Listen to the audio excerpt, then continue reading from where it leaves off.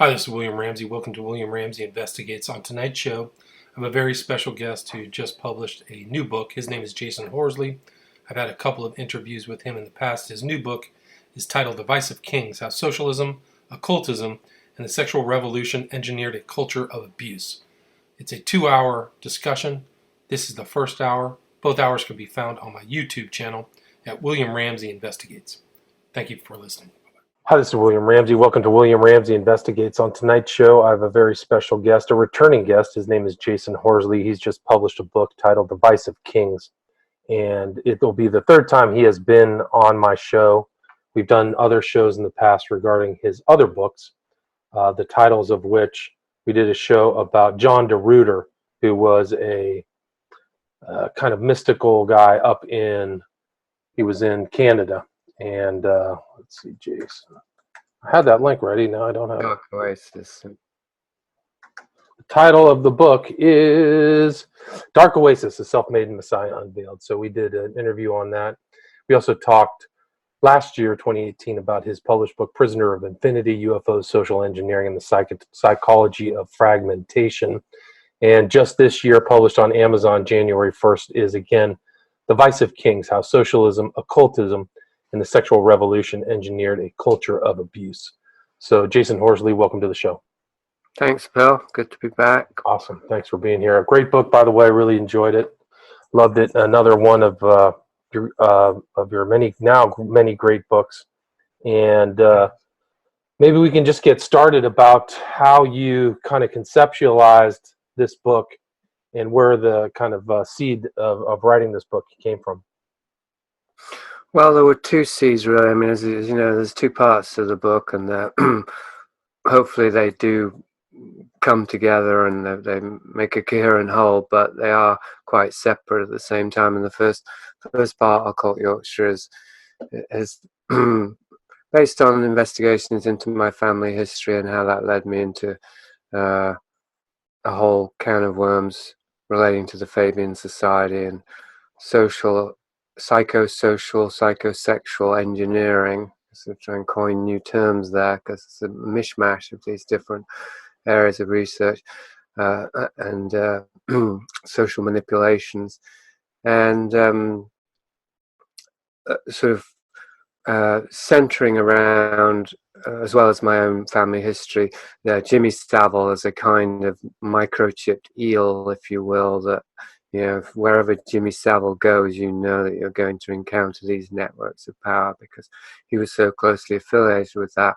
And of course, he's now recognized as a prolific child sexual abuser and other things. So there was the main focus there, and that was an ongoing thing for me over the past several years, this growing interest in child sexual abuse. And then part two was seeded actually by it was just a thread at the forum Rigorous Intuition that I called the Crowley Joke, which is now the title of part two of the book.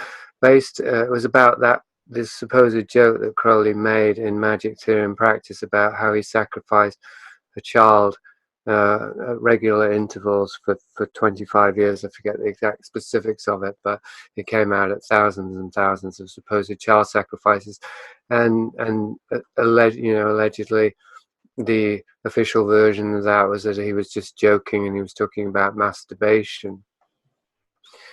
And so I just brought that up as an example of a tip of an iceberg around Crowley and occultism, and juxtaposing with Jimmy Savile's tendency, which became known after the truth came out, after he died, that he would make jokes about what he was doing as a way to give a kind of a nudge and a wink to the people who knew, and to in a sense conceal what he was doing to those who didn't, via a kind of double bluff, I suppose. That if he were really doing such things, he certainly wouldn't be joking about it.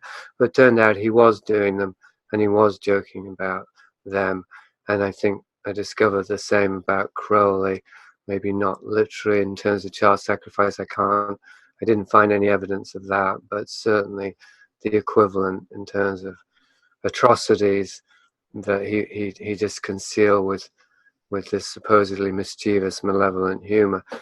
So anyway, that was roughly an inception of these two investigations that I then brought together for Vice of Kings when it came time to make it into a book. And you had kind of uncovered quite a few quotes and references that Crowley made, not just that kind of famous quote that he had in Magic and Theory and Practice, but also there was one from the Magical Record of the Beast, of which you referenced, which was really a note that he was taught in the Abbey of Thelema. One note between him and he had two paramours at that time, right around 1923, which are Hersig was one of the names, and the Nanette Shumway. And maybe I can just say in the outright that there's some very disturbing content we'll probably be talking about. So if people are sensitive to that or are uncomfortable with, really disturbing topics like child sacrifice, child abuse of the worst sort, I do not recommend you listen, or definitely do not listen to this discussion in the presence of children or anything like that. So, but getting back to that statement that you had discovered, which was, something that maybe we should use as a reference point for this kind of theme that you have going through your book, which is this abuse. But maybe we can get that. That's really the second part of the book.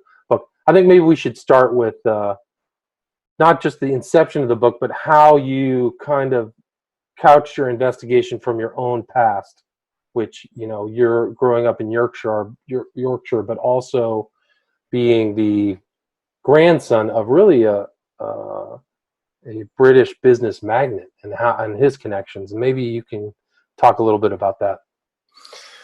Right. Well, so I didn't know very much about the kind of world my grandfather was embedded in while I was growing up. I just saw the surface, the tip of the iceberg. I knew he was involved in the peace movement. I knew he was self-identified as a socialist. I knew he hobnobbed with celebrities. I didn't know anything about his affiliation with the Fabian Society. That would not have meant anything to me growing up. Obviously, I knew he was a businessman, although, my father had taken over the reins pretty much by the time I came along. I remember, one of his claims to fame, although he didn't,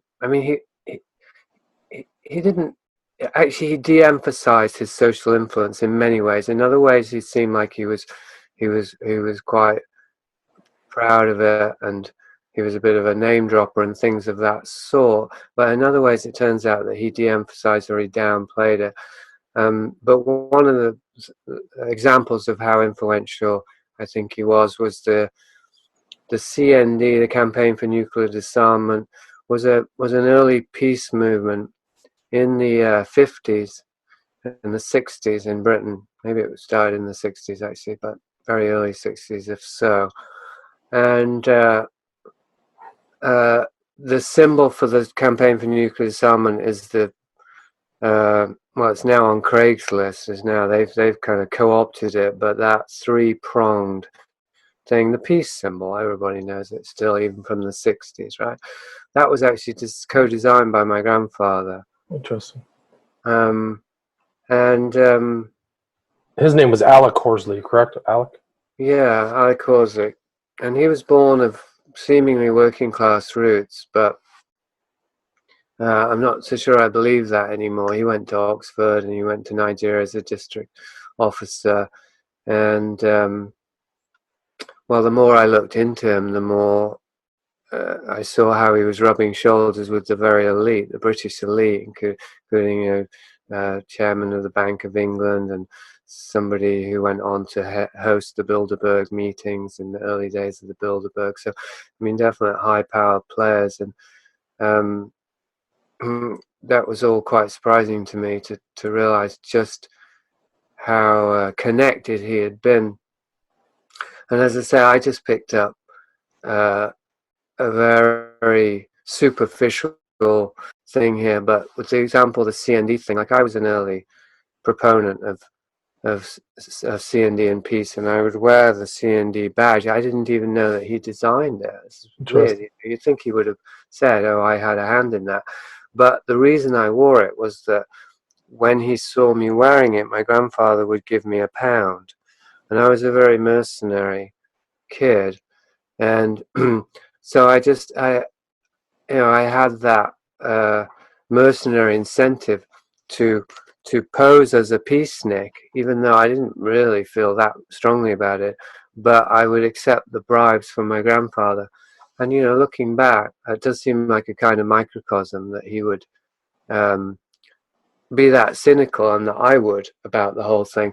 And I now think that the peace movement was partially, if not primarily, designed by social engineers as a way to neutralize real revolt of the working class that would be violent and that would disrupt things, because they want the trains to be running on time and so on and so forth. They don't want the working class up in arms, and they certainly don't want them causing rioting and stuff, which can cost a lot in damages. Right. So I think that my grandfather was part of a social engineering program of the aristocracy, which included Bertrand Russell, who's a friend of Gandhi, and Gandhi was a pioneer of this passive or peaceful resistance thing, deliberately in order to co-opt and redirect any kind of uprisings in Britain during that time and redirect them down more peaceful channels. So it seemed like a benevolent thing, and in some ways you could say it is.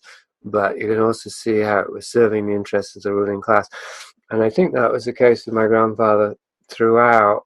I don't know how consciously is the thing. I don't know how Machiavellian a character he was and how much he himself was duped. In the case of my father, I think he was very much duped. But in the case of my grandfather, I suspect he was more conscious. More conscious. He was very well educated at Oxford, correct? So he kind of was within that orbit of all those kind of the highest intellectual currents of the country, right? The UK. Yeah, and he was a proud intellectual. My father was too, but my father, he didn't drop out of Oxford, but he just got a third. He just coasted through. Yeah, he didn't really care about it, but he was involved in peace movements. He would march to Alderston, I think that's the name of it. So as a young man, he was definitely involved in peace movements, and he did adopt his father's values, including, yes, this intellectualism and the exaggerated respect for the intellectual pursuits and the arts and stuff. But I think that sets the stage from kind of what you grew up in, which was the kind of socialistic, liberal, kind of maybe the upper class view of those views in the UK. Would you agree with that? That the upper class, they still didn't really, they adhered to those values, but they really didn't mix maybe with as much as they weren't as cohesive across class boundaries. Would you agree with that? Well, no, of course not. And generally, aristocracy isn't expected to mingle with the working class. But in my case, it wasn't an aristocracy. I call it a closet aristocracy, and that might be putting it too boldly. I'm sure that surviving family members would scoff at that, or maybe they're lying. I don't know. But certainly, there was an elitism in my family, and great wealth and power, and they all lived in mansions. I grew up in a mansion. So, and when people at school, people asked, or the teacher asked, which class do people identify with? Almost everyone in my class said middle class. I think everyone, and I said upper class. Interesting. But that would have upset my father probably, or he would have denied it and said, we're not upper class. They definitely pretended to be middle, or at least upper middle class, and they definitely espoused socialist values, which was sympathy for the common man, for the working man. But no, they didn't mingle. None of the people that I knew growing up who hung out with my father or my grandfather, well, I shouldn't say none, but probably might have been a few exceptions in terms of people that they worked with as a dairy and a food business. Right. A little bit of an overlap there, but generally speaking, it was all working class. And Yes, intelligentsia, and there was definitely elitism was the norm growing up. I inherited an elitist view. I considered ordinary people, common people, to be beneath me, Kind of like and commoners mentality, kind of British yes, class system. And your grandfather Alex started Northern Dairy, and yeah. then your father ran that, and kind of the company went public as Northern Foods, right? Really a food conglomerate. It was a gradual thing. I mean, it went public before it became Northern Foods. It started as a private dairy and then went public at the time of the Suez Crisis, which may not be coincidental. And by that time, my grandfather was clearly very connected with, as I say, these high power political, social engineering type characters. And um, there's no doubt that the food industry, the food production itself, is very central to geopolitics. How could it not be, right? But this is certainly something that never occurred to me until I started looking at my past through this lens. That yeah, the ascent of northern dairies, and its transformation into northern foods under my father, and then later, and sort of simultaneously, and later Chris Haskins, who was my father's brother-in-law, who later went on to be the rural Tsar for Tony Blair, the Prime Minister of Britain, and he's now a lord. That all of that went parallel with Northern Foods becoming more and more openly connected to, I would say, geopolitical movements. So, albeit not overtly. I mean, they were always just a corporation. They never politically platformed, but I think you can see the way in which corporations, or that corporation is an example of how government and corporations work together. Right, but I guess what I'm trying to say is like that background was where this kind of idea of the Fabian socialists gestated. Really, was kind of this intellectual upper class of which Alec was kind of rotating, grouped with. And can you describe how the Fabians got their name and how what the ideas of Fabian socialism, the basic ideas were? Uh, well, the latter is quite difficult because they're symbols of wolf in sheep's clothing, so they have they have an open philosophy that they espouse, and then they have the wolf that's hidden inside it, and it's quite hard to untangle them. And the former, in simple terms of how they got their name, that was the Emperor Fabius, or the general, I beg your pardon, wasn't an emperor, and that was a military strategy of this Roman general in terms of how to conquer and colonize other communities, other cultures, incrementally through slow pressure terrorist tactics. I think he was an early example of the use of terror tactics, also starving out the enemy, infiltration, and so on. And anyway, but the basic idea of Fabian was to transform society incrementally through implementation and pressure, and I would say through deep social, psychosocial, and psychosexual study of individuals and groups, and then the application of those principles towards long-term goals, always under the guise of a benevolent philanthropic Right. push.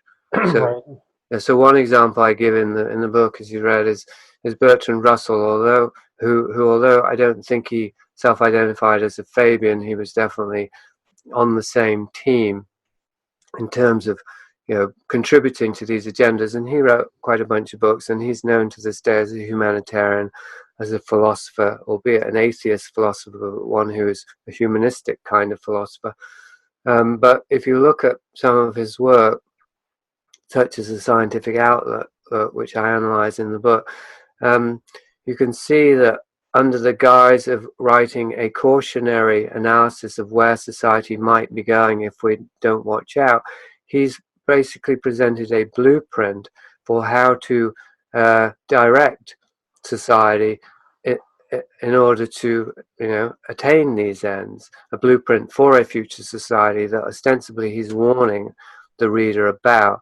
And I used it because I think it's a very good example of this wolf in sheep's clothing policy, that a book like that, I believe, was written with two audiences in mind. One was the intelligentsia, who would understand that he was one of them, and he was out laying out some of the primary principles of psychosocial engineering in order to build slowly towards this future society.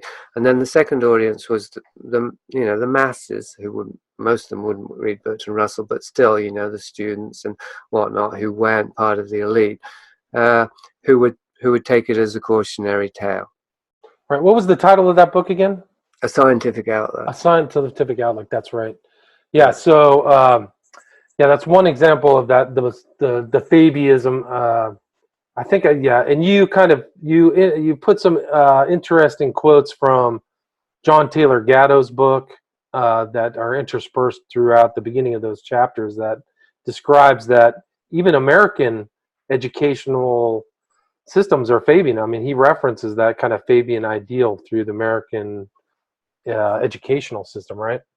Right, and I think it's quite topical now because I'm sure you're aware of all the controversy around universities in the US and Canada, and how much they seem to have betrayed the principles of good education and be more about ideological indoctrination, and even the humanities and the sciences are all being undermined by ideological agendas such as transgenderism and others, and that this is in one of the principles of Fabianism that I mentioned in the book, which is the weaponization of university professors.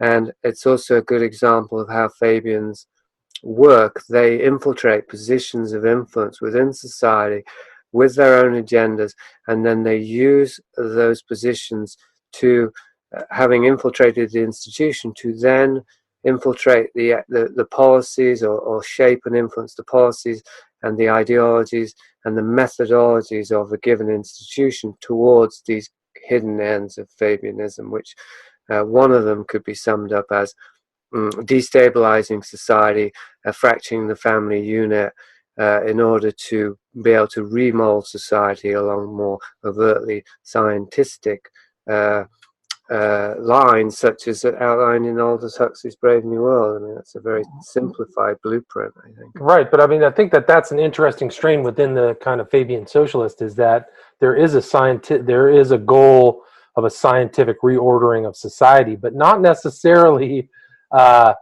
as beneficial to all segments of that society, right? Some of these you wrote about the entitlements as a Fabian insertion into social fabric, which most people on the surface think is beneficial, but actually, decreases incentive and initiative, right? So a lot. Yeah, that's right. Well, I think it's premised on the belief that the intelligentsia, so to speak, that they see themselves as inherently, intrinsically different to and superior to the vast mass of humanity. And so many of these agendas are directed consciously towards accentuating that split and directing more and more power and prestige and advantage and advancement to their own cliques of the elite, and stripping the rest of the mass of the little that they do have of autonomy, of discernment, of intelligence, of health, and towards a bifurcation, as is outlined in H.G. Wells's The Time Machine, isn't it? And he was also a Fabian for a period where you have the Eloi and the Morlocks. Right. I think and Bertrand Russell writes about this also in the Scientific Outlook. By the way, I make the distinction here between scientific and scientistic, that essentially the use of scientific data and scientific methods as a means to indoctrinate, and with an ideological thrust in this case, is really scientism, because it's not simply about finding out the truth and then adhering to it. It's about I suppose it's a selective use of knowledge, isn't it, in order Right. to control. Right. And claim it's science by manipulating people or putting those things out. Yeah.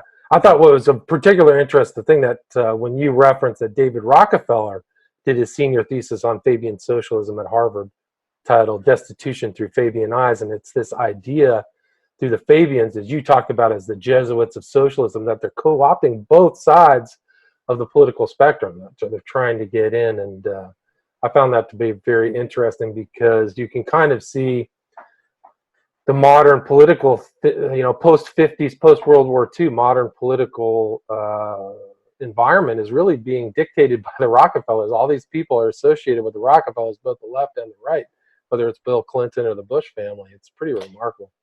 Yeah, it is remarkable how many roads lead to the Rockefellers, isn't it? Yes. I mean, it's pretty, I mean, it goes all the way to 9/11, all through all that stuff. But maybe we can talk about John Maynard Keynes, Havelock Ellis, probably names, probably not, people might have heard of Keynes, John Maynard Keynes, but not Havelock Ellis, and how this kind of set the groundwork for your later inquiry into child sexual abuse. Yeah. I mean, Ellis, I hadn't really heard of Havelock Ellis, barely, but most people have heard of Alfred Kinsey, I think. Has famously wrote these books on male and female and child sexuality in probably the late 50s, but anyway, it's attributed to the sexual revolution is accredited to Kinsey and his supposed scientific discoveries. Again, an example of scientism rather than science, because Kinsey, his methods were not just debatable, they were absolutely unethical, they were even criminal. Yeah. And then the way and they were never analyzed by a third party either. He never gave his research up to third party, inquiry. So that was another, I mean, among his other very criminal acts. But yeah, Kinsey was something else. So, and it's a lot easier to see with Kinsey how his supposed findings, his presentations, the data that he presented and the publications he released were used for social engineering purposes in order to kickstart the sexual revolution. With Ellis, he's much less known, and it was at a much earlier phase. He was one of the founding Fabians who were talking in the 1880s. When he was doing his research, he was certainly ahead of his time. He coined the term homosexual. I'm not quite sure about pedophile, but certainly this would have been in the early days of, defining or categorizing these orientations, we have to call them now. He was, I mean, as you can imagine, and as with Kinsey, somebody who's a sexologist, who's a researcher into human sexual behavior, he was particularly interested in what was considered to be human perversion. And because this is the tail end of the Victorian era, with all of that moral and sexual repression, at least that's how we're, led to characterize now. Yeah. Some of it was just hygiene and conscientiousness and upstanding values, of course, but there definitely was an element of repression. There's no doubt about that, and all kinds of other debatable attitudes. And somebody like Ellis, of course, he has to, as did Freud, he has to push against that tide and be willing to be scientific or objective and just look at human sexuality in all its forms without making value judgments. But actually, he, like Kinsey, and maybe it's to do with a predilection for the subject matter, he went to the other extreme and he developed the attitude and I'd say the philosophy, even though he's not really known for this as a philosophy, just an opinion, but still I think it is a philosophical position, that human sexual perversion is an expression of freedom of the human spirit. And whether he genuinely believed that, or whether it was understood that this is a way to dissolve boundaries within society and thereby destabilize the society and undermine the family unit, because of course it does. If you have a man and a woman and children, and the sexual revolution, and then it's all about free love. Well, the intimacy, the loyalty, the fidelity, all these things are lost, supposedly in the interests of the freedom, self-expression, the just freedom of all the varieties, right? As though somehow just being in a more ordinary, conventional family relationship is restricting of the life force. Well, it might be, but it isn't necessarily. And right. Crowley would say there is no sin but restriction, right? So you could see Havelock Ellis as an ideological precursor to Crowley's ideas. Although, absolutely, yeah. So, and we could also say that this was an idea whose time has come, that it was something growing in the collective psyche as perhaps a reaction against repression. When there's too much repression, as we know in our own lives, there's a corresponding kickback, and then we push too far in the other direction. The pendulum swings back, yeah. Right. And that can be understood for social engineering purposes, as I've talked about, maybe even with you on previous occasions. Yes, if you want a sexual revolution, well, first repress people so that energy is just dying for, to come out. But by the same token, if you want a clamp down and, to lay the groundwork for a very oppressive society, create a sexual revolution. And interesting. Right, there's no 60s without the 50s, I would say. Right, the 60s were a revolution against the 50s, kind of straight-laced stuff. That's right, and then there were the 80s, which were very oppressive in their way, and of course AIDS didn't come out of nowhere. Right, but I think Havelock Ellis really, like the branches of his influence. You write about John Maynard Keynes and also Nabokov, so you can see Havelock Ellis as this precursor to Lolita, and that whole thing. But what talk about how Havelock Ellis influenced John Maynard Keynes and why Keynes is important? Well, I don't feel very qualified there, Bill, even though it's in my book, because economics is not my strong suit. So yeah, I mean, I prefer to go back to the Nabokov thing because I feel more qualified there, because it's the area of the arts. So, I read Lolita myself. I was in my 20s, and of course I saw the Kubrick movie, and then there was a later movie with Jeremy Irons, and Lolita has entered the vernacular. So I think it's a good example, and there are university studies around the sexual child with Lolita as a key text, and this all came on the heels of Freud, not just Ellis but Freud, about that children are sexual, as again a counterposition or reaction against the Victorian view, which kind of erased children completely, never mind allowing that they were sexual beings. They weren't allowed to be human beings. And so I think Freud overcompensated for that by saying, well, children do exist, they do have libido, so they can have sexual responses. But then that became something quite distorted via Ellis, via Nabokov, Lolita, that a child is a sexual being in the sense that a child can have sexual desire as opposed to sexual responses, which is something very different. And this is like what Kinsey did. He took children and he sexually abused them. He sexually interfered with them, and of course they have responses.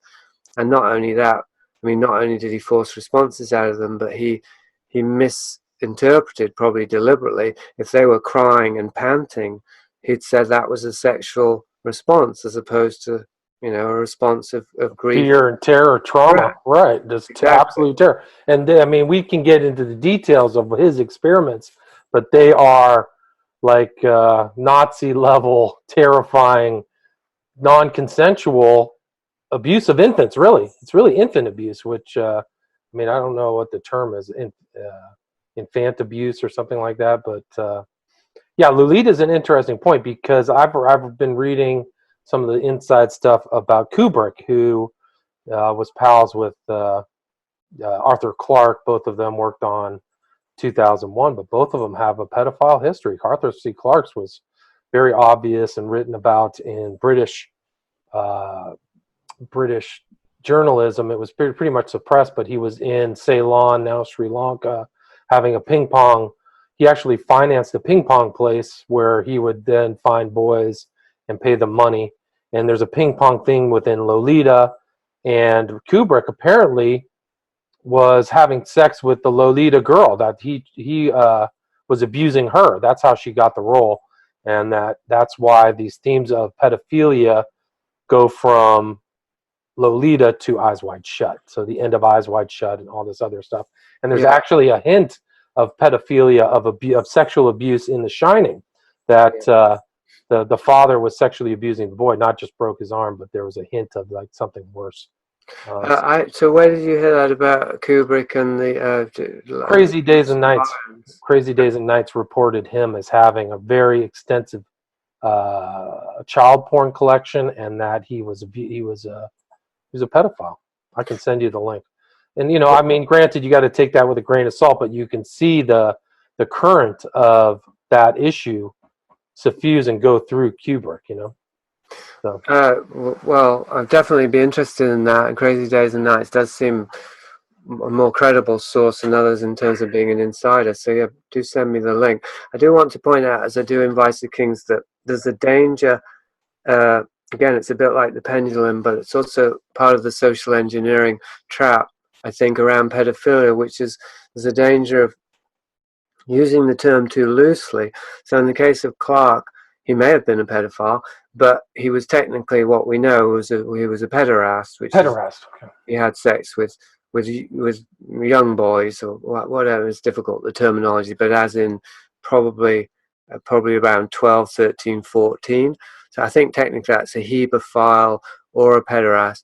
And I think it is important to make this distinction because, as you know, we live in a weird culture in which, on the one hand, there's more and more defense of and normalization of sex with children, and on the other hand, the hysteria and the hatred and the rage and the indignation continues, unabated. And I think the two actually feed into each other, and it's only possible because it's such a difficult subject, and most people don't really want to look at it closely, and they can't look at it dispassionately. Right, it's a very difficult subject. Can you see this post that I'm put on, so we can read it? I think it's possible I may have found a director who's even worse than Oscar-winning A-list director that has been in this space frequently, or Woody Allen. The director of which I'm speaking is an Oscar winner, not for what you might think. It shockingly actually did not have more actual Oscar wins. He raped 3 tweens during a casting process and gave the role to the tween he said was the one who was the best in bed. He later ordered her to sleep with a much, much older foreign co-star of the movie, who went on to have an A-list career. The director kept her around for a couple of years under the guise of getting her more roles, but the real reason was he could send her out to find other tweens and early teens to bring back to his place, where he would get them drunk or slip them drugs and then rape them. He often filmed these rapes and would film the actress with the other tween and teen females. In the movie for which he is most famous, he had friends of one of his children come to the set with a child. All the friends were probably no older than 7 or 8. He molested a dozen of them at least during the filming of the movie and filmed many of them. When he died, there were hundreds of hours of footage, which were some of the most extreme versions of child porn anywhere. Stanley Kubrick, Peter Sellers. So which one's Peter Sellers in there? What's the reference to Wasn't Peter? Sellers in Lolita? Maybe he wasn't. He was, yeah, but is that the foreign? But that can't be the foreign-born co-star, can it? Because Sellers was English, so maybe it is. But I don't know. Well, who was Humbert? What was his name? That was James Mason, but he was already an A-lister. Maybe it is a reference to Sellers. Okay, yeah. I mean, that's what they said. So, yeah, that's pretty disturbing. So, I mean, then things become, you see that Arthur Clarke and Kubrick are peas in a pod, right? Both of these guys have this, and super influential, right? Both Kubrick and Arthur Clarke are these pederast, whatever, and influencing social engineering the culture through all their films and everything. I certainly think that Kubrick was a social engineer, yeah, well, any way you slice it. I mean, and it's not, somebody who doesn't get known as the world's greatest filmmaker, and without obviously having a great deal of influence, but also a great deal of power. So you can trace Havelock Ellis through Nabokov through Kubrick, so you can go back to these British, really the pre-Kinsey sexologist in Havelock Ellis. It's pretty amazing. Yes. Yeah, and I think the reason I wanted to linger on Nabokov and Lolita is that I think possibly it's because a lot of the Fabians were artists, the writers, George Bernard Shaw, the most famous, H.G. Wells. Nabokov, as far as I know, wasn't a Fabian, but Lolita was massively influential, and it seems to me that maybe an example of how the Fabian Society or social engineers in general, how they operate in terms of they do the research, they discover the data, they collect the data that they figure that they can use and implement in society. They determine a method in order to use that knowledge for the desired end, and then they look for a public figure, somebody who can be made a very powerful, influential figure, to create the delivery device. In this case, Lolita.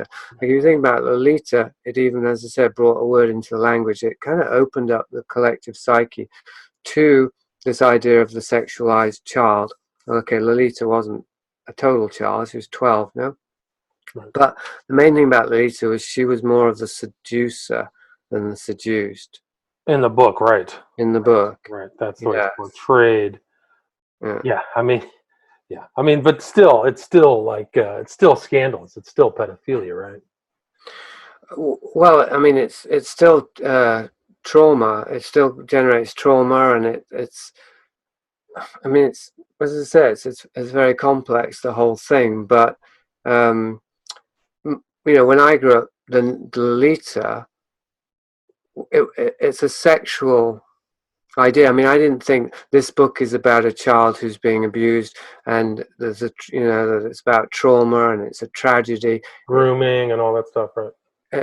Yeah, and it certainly didn't. There was no indication it was about deeply embedded child trafficking and child pornography and systematized, organized ritual abuse in all the world that you and I are familiar with and that I write about in Vice of Kings. It was completely taken out of that context, and the context that somehow it fitted into was more of a pornographic one, in which children are potentially sexual beings and very erotic. So the term Lolita actually became, what you call a sexually promiscuous girl. It's a turn on. If somebody's a Lolita, that there's something attractive and appealing about that. So I think, Which didn't exist before, right? Didn't exist before Nabokov. well, no. Did it? I mean, it might have existed in society, but it wasn't It wasn't being normalized. distilled into a name, right? Gotcha. It wasn't being normalized, yeah. And the thing about Lolita, of course, is it was also a key book, as was D.H. Lawrence's work, Lady Chatterley's Lover, and actually George Bernard Shaw with Pygmalion, a book that, or a work that pushed the envelope in terms of censorship, because because the Lolita was censored, right? Wasn't it one of the more heavily censored books? yeah, I think Lolita, like Lady Chatterley's Lover, there was an attempt to suppress it and ban it, and because it was art, because it was literature, then the laws about what's acceptable in society had to be changed in order to make room for this great literary work. The same with George Bernard Shaw, Pygmalion. He just used the word bloody, so it seems very quaint to us now. Lady Chatterley's Lover, they used the word fuck, and the sex scenes and so on. So I think, in terms of Fabian permeators, as they call themselves, if you imagine somebody who's part of a covert organization that has this long-term agenda and a philosophy, and has a literary talent, and then goes to work to create a work that will be a delivery device for certain values, and then that's like a bomb, really. You lob it into society. Maybe it's got a long fuse, but once it goes off, the fallout just enters into every area of society. I mean, we're talking about works that have much more influence than, probably just about anything, really. I mean, art has a way of sort of spanning the whole spectrum of society. Right. That's true. Under the banner of art, right? Still has social issues, psychological issues, historical. Right. Yeah, I mean, like Brave New World obviously is another great example. Like, how influential has that book been? And what's the real influence? Because if you look at the world, we're certainly getting closer and closer to what he prophesied, and many people see that simply as, wow, how prophetic he was, how much foresight and insight he had. But they don't think, well, wait a minute, if he's such a great writer and a great book, how come the warning didn't take? How come we just completely ignored it? Right. Well, it's the going back to George Bernard Shaw, right? For one people, it's a warning. For other, it's a blueprint, right? Probably maybe 1984 is the same way. Like in a lot of ways, you could see 1984 being created under the Bush administration with, their own Goldstein and Osama bin Laden and all these people. Just 2 minutes of hate, tons of booze and drugs everywhere. That's Donald total Trump. Propaganda, fake wars. I mean, really, if you look at, like, even Putin said 95% of terrorist acts are carried out by the CIA. That means that your own government is creating that environment that they're complaining about, right? So they're coming from both sides. So that's where it gets scary, where these books are not merely dystopian, but they're not prophetic. They're blueprints. They're outlines, right? Yeah, and it does beg the question of how helpful is it to. It's like the revelation of the method idea. I don't think there's anything like that in 1984, but you can imagine that there could be. Well, in some of that, I think all the Ministry of Truth, Ministry of Justice, and Ministry, what was the other one? They're all in pyramids, right? So you have like this occult symbolism that he's putting out there. And Room 101, just all kinds of strange. Well, I was just thinking about the idea that if you let people know incrementally what's going on in the nature of society that they're in, they will lose hope. They will lose all hope, and they will just become docile and compliant, and they will take the medication, right? Take the pill, yeah. Brave New World. So you can see 1984 and Brave New World working together as text, because 1984 is just driving home that, just the bleakness of the world that we live in, and the unremitting darkness and the totalitarian power of it. And Brave New World is kind of offering, well, this is, if you want to be comfortable in a 1984 world, this is the way. Just have your testicles chopped off and take the tablets, and you'll be fine. Oh man, I mean, it's too much. I mean, Orwell was Huxley's student, right? At one point at Eton, right? So he must have known about Brave New World. Was he? Yeah, I don't know. I haven't yet seen anything to convince me that Orwell wasn't genuinely an okay guy. The only thing is he was so successful, and of course he was part of British intelligence, so that's a bit of a red flag. But he doesn't seem to me as anywhere near a clear-cut case of a social engineer. Well, I think that he was revealing things. I mean, if you look at Animal Farm and some of these other books in 1984, I think he's trying to tell you something. I think that he was putting it out there as a warning. I don't think it was like one of these people who was part of the social engineers like Huxley. You don't? I never got that. Blair was an unusual guy too, because he was actually got into Eton on credit. He was in there on talent, whereas most of these Etonians were there as legacies. Their parents went there. So I think that he probably from a very early age felt like he was different than everybody else, which he was. He was actually naturally intelligent, so talented. Which, so anyway, I didn't get that from him. But I also want to talk about kind of the occult roots that lead up to the kind of modern, your discussion of Crowley and stuff like that, because I thought that was very interesting. These orders of woodcraft chivalry, the New Forest Coven that leads to Wicca, and there's one name that popped up that I know well that is Victor Benjamin Newberg, this kind of hapless follower of Crowley. But maybe you can talk about some of those, this kind of naturalism that very similar to the kind of Nazism, pre-Nazi, back to the soil, blood and soil kind of naturalism that is in the UK. Yeah. Well, one theory I explore in the book, and it's kind of in the title to some extent, The Vice of Kings, is that the aristocracy are really barbarians in disguise, that they're brutalists.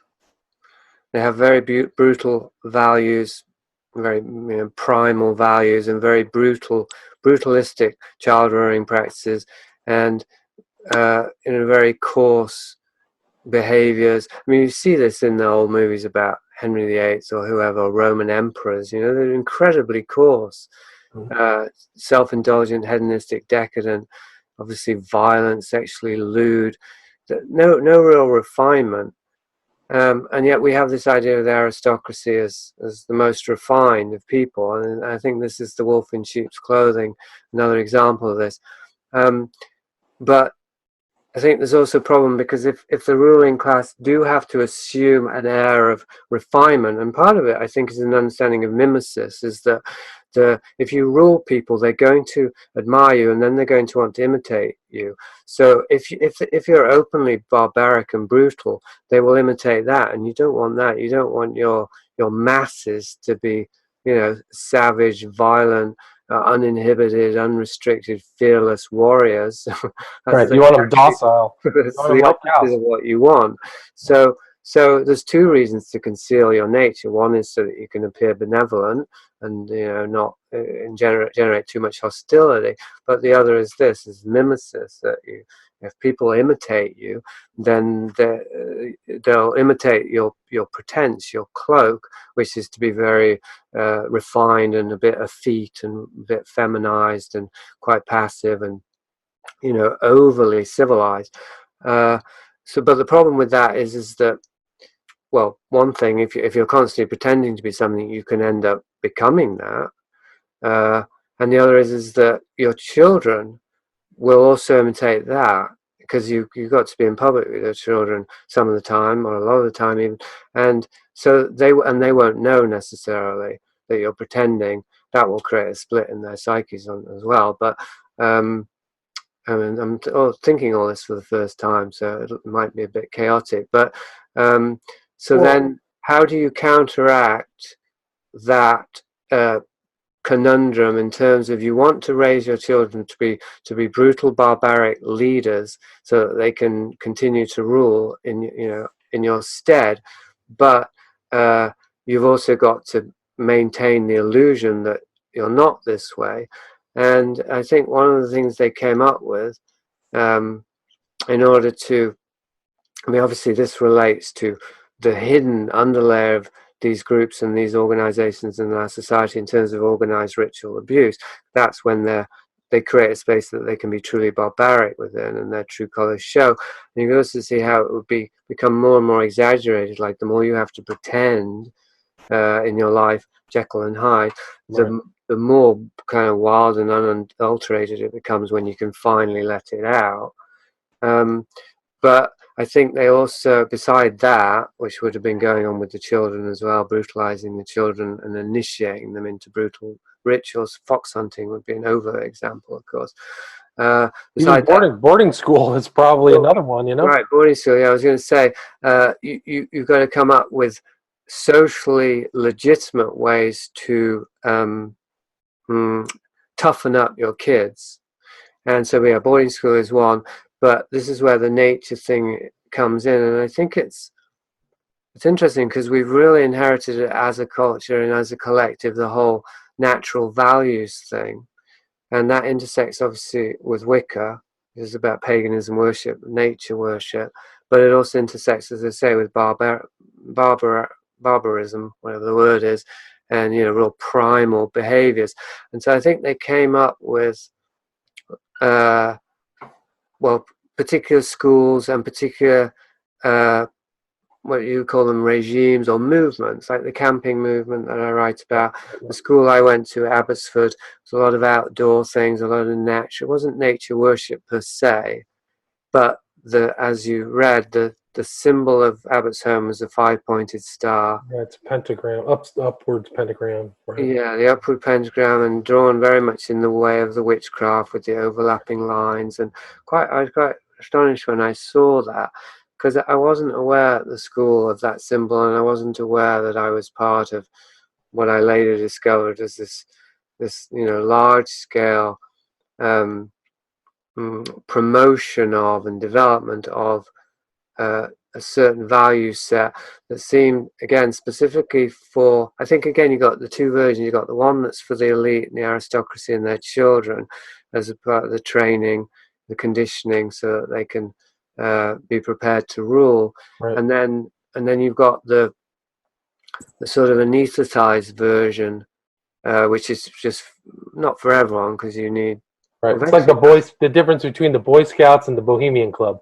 So the children of the elite, Bush Jr., Bohemian Club, Molech, so-called quote mock ritual sacrifice, out in the woods, redwoods, real man's club, a lot of probably homosexuality as well. If you really read between the lines what Nixon said, so real kind of this barbarism or nature worship. And then you got the kind of Boy Scouts that everybody, all the kids, all the kind of lower classes get, which is is kind of like milk toast, whitewashed view of rugged outdoorsman, which isn't very rugged at all.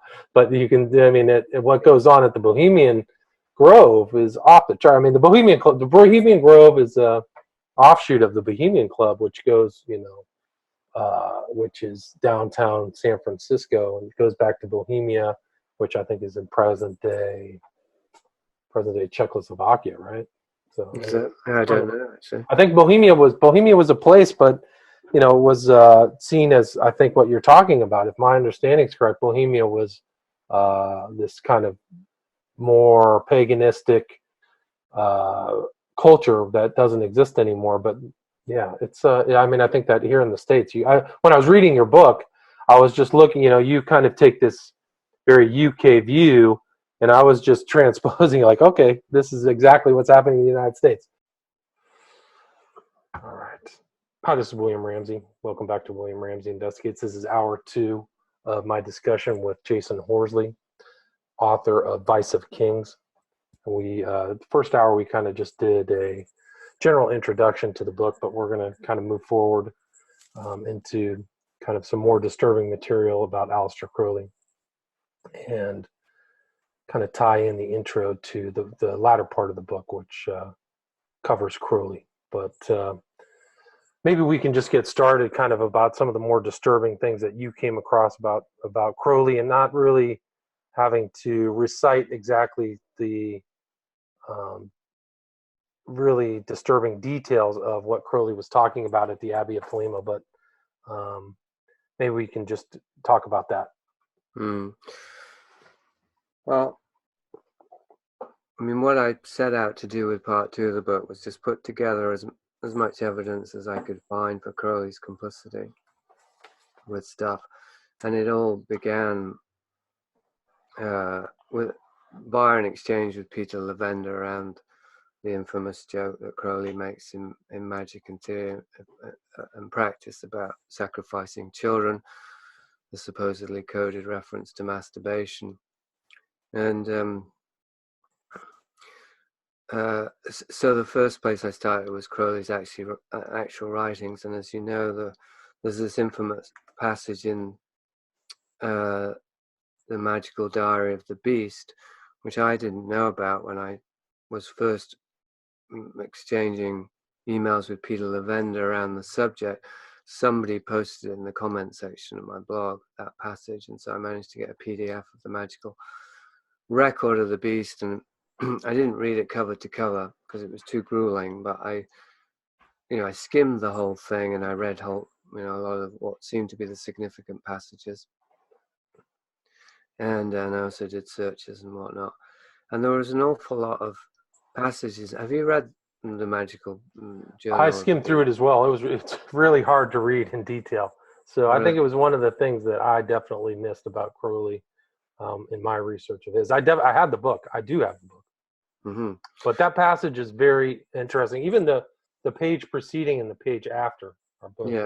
Yeah, and you can sort of read between the lines and sort of put the pieces together, as I attempted to do, to work out what's going on, not just in Crowley's head, but in the Abbey itself. Obviously, not down to the finer details, but in a general way, like he's involved with these rituals. There's this massive, excessive cocaine use with the discipling of the women and the children also. The children are referred to throughout the text, well, particularly Hansi, who was a toddler at that age. Poopy was just a newborn.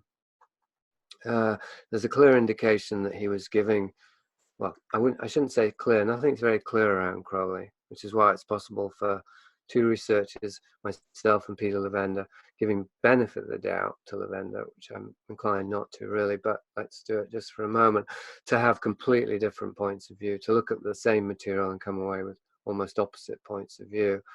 But I would say that, well, what I attempt is just to look a lot more closely, and looking closely at the journal, one of the things that seems evident is that he was giving cocaine not just to Hansi, the toddler, but to the infant, because he refers to the infant being cocaineless. I don't know how you would give cocaine to an infant. I suppose obviously they wouldn't be able to snort it, but maybe in a liquid form or something. But there does seem to be an indication that, that he was giving cocaine to the children, definitely involving them in the rituals, and definitely it was his philosophy to let them witness sexual acts between adults.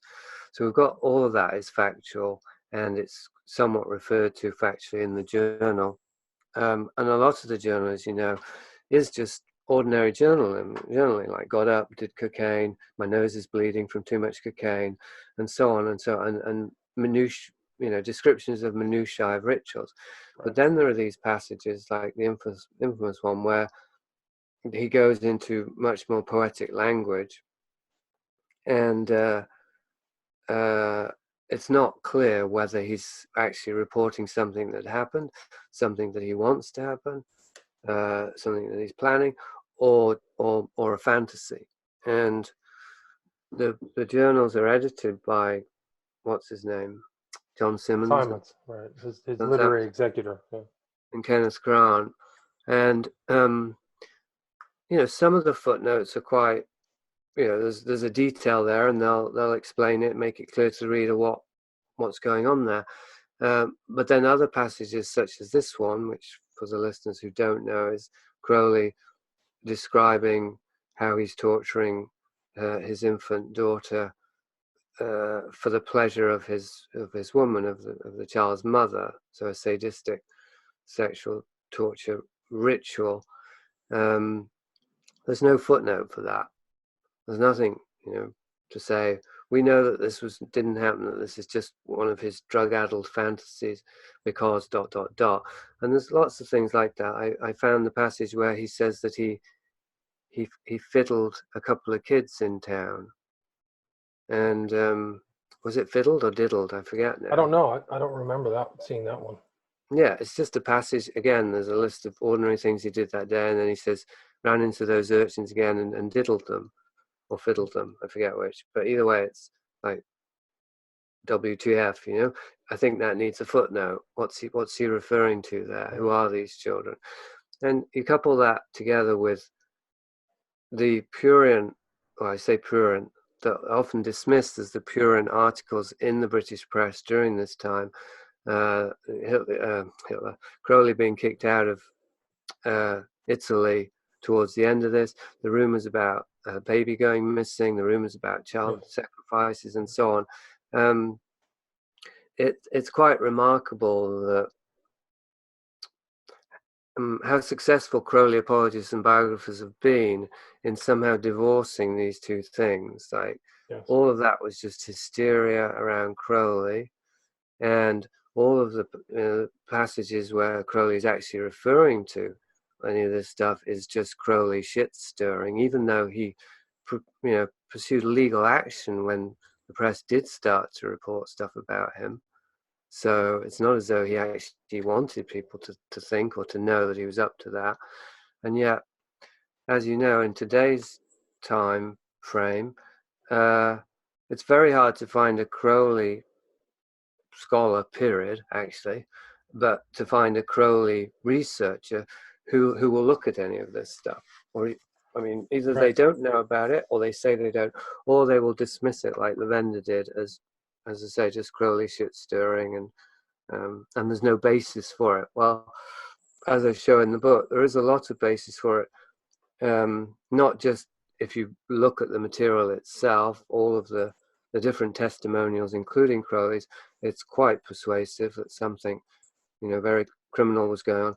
But also, then if you also put it in the context of Crowley's life, what we know about his involvement with British intelligence, with black mass for blackmail purposes, with sex parties in which he would photograph the participants to use to control them, which is part of an ongoing SOP for intelligence agencies then and now, and so on. I mean, it's all in the book. I guess we can maybe get to it point by point, maybe.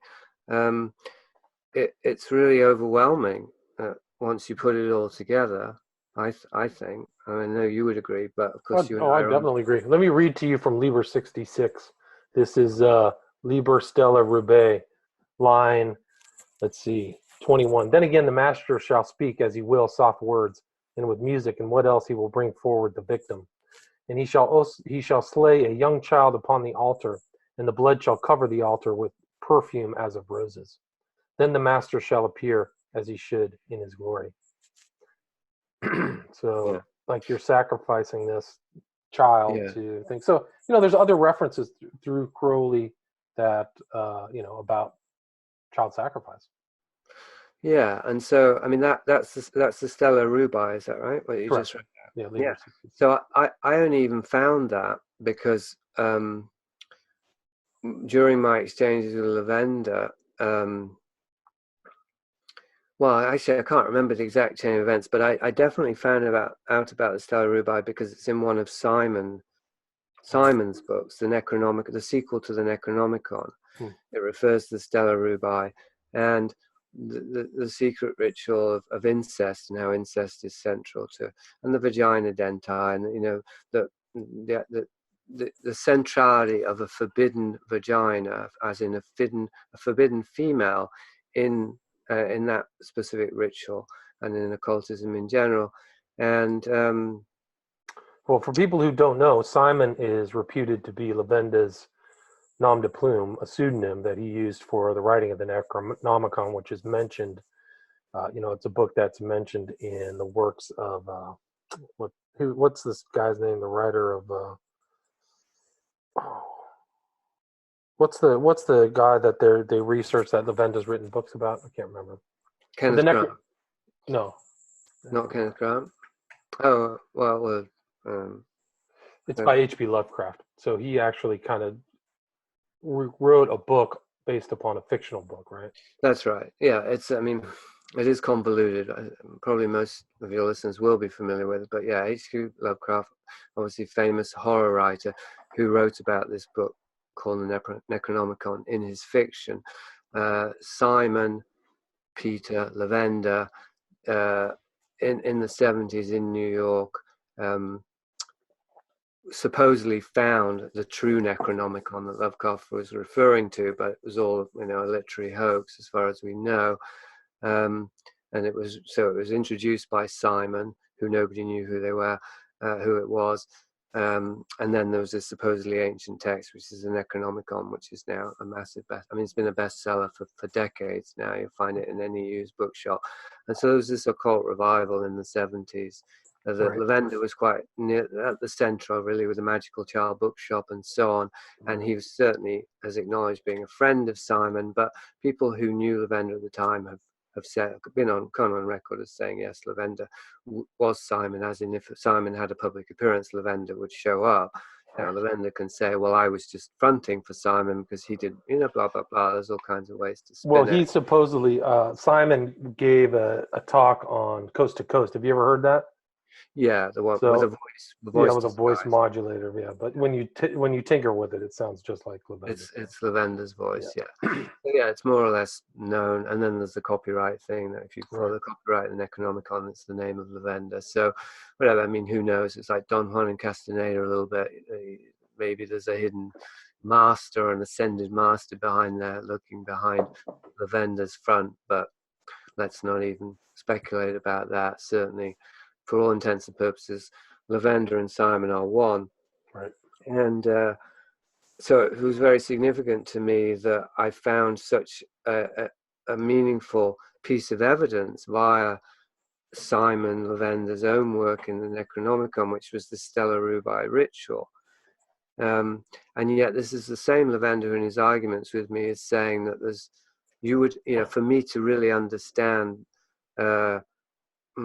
why there's no evidence for child sacrifice or child abuse in Crowley's life or in his work or in occult rituals and stuff, I would have to understand, you know, the rituals, or I'd have to have a better, you know, more familiarity with the rituals. And yet, once I did start getting more familiar with them, what I found was that it's actually encoded into the rituals.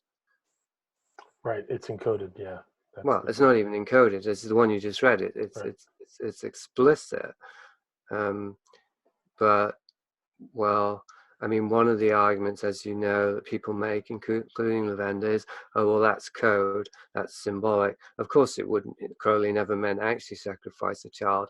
But as I say, when you juxtapose that A with Crowley's life and B with the sub or superculture of occult intelligence agencies and organized crime, we know that child sacrifice is central to those operations. And that does overlap with occultism. So it makes absolutely no sense to somehow suggest, well, where Crowley was concerned, it was all just in code. But with these other groups and organizations, they do it literally. I mean, there's no basis for making that distinction that I know of. Right. And I mean, like I said, we talked before, the world's tragedy includes reference to child sacrifice. So, you know, and you can just read, if you have the tenacity to read through it all, there's a couple references of child sacrifice.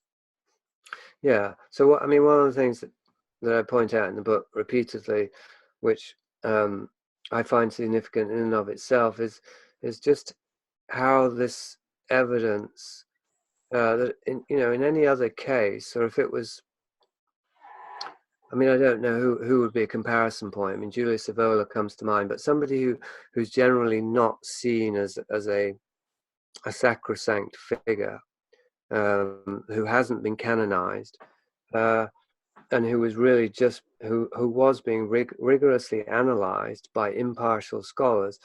There's no way that evidence of this sort would be overlooked. It would very soon be put really, central on the table, so to speak, for analysis in terms of understanding, what was going on.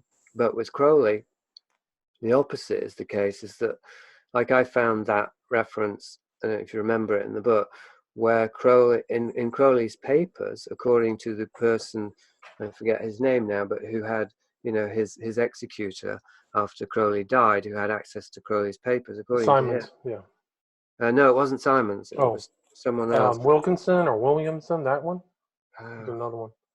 Gosh, I can't remember the guy's name. We can find out. But he found something in the paper where Crowley referred to tying a Negro to a tree and cutting a hole in him and penetrating, sexually penetrating the hole. Now, of course, that doesn't mean that that's what Crowley did, but the fact that that was in Crowley's papers and was even cited by Colin Wilson, who's a reasonably respectable scholar, and yet has completely disappeared in the mists of mythologizing around Crowley in the past few decades.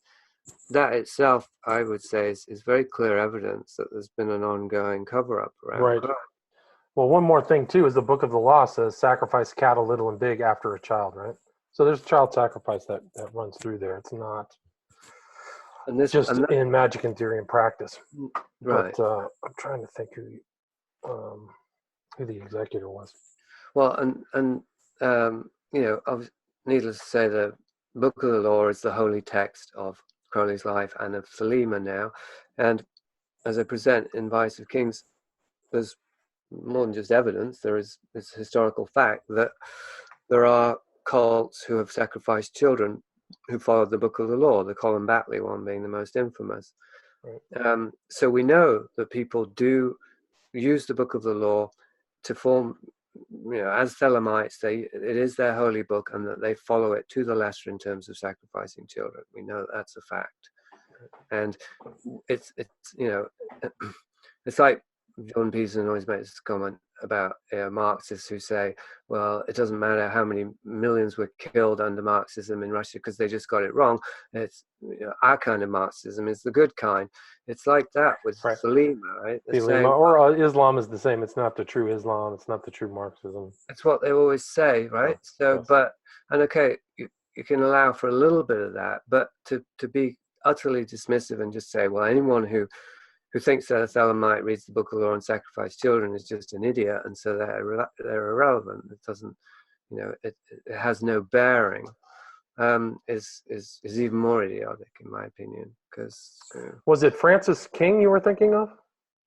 Francis King? No, it's somebody not well known at all. I can find out. No, that's okay.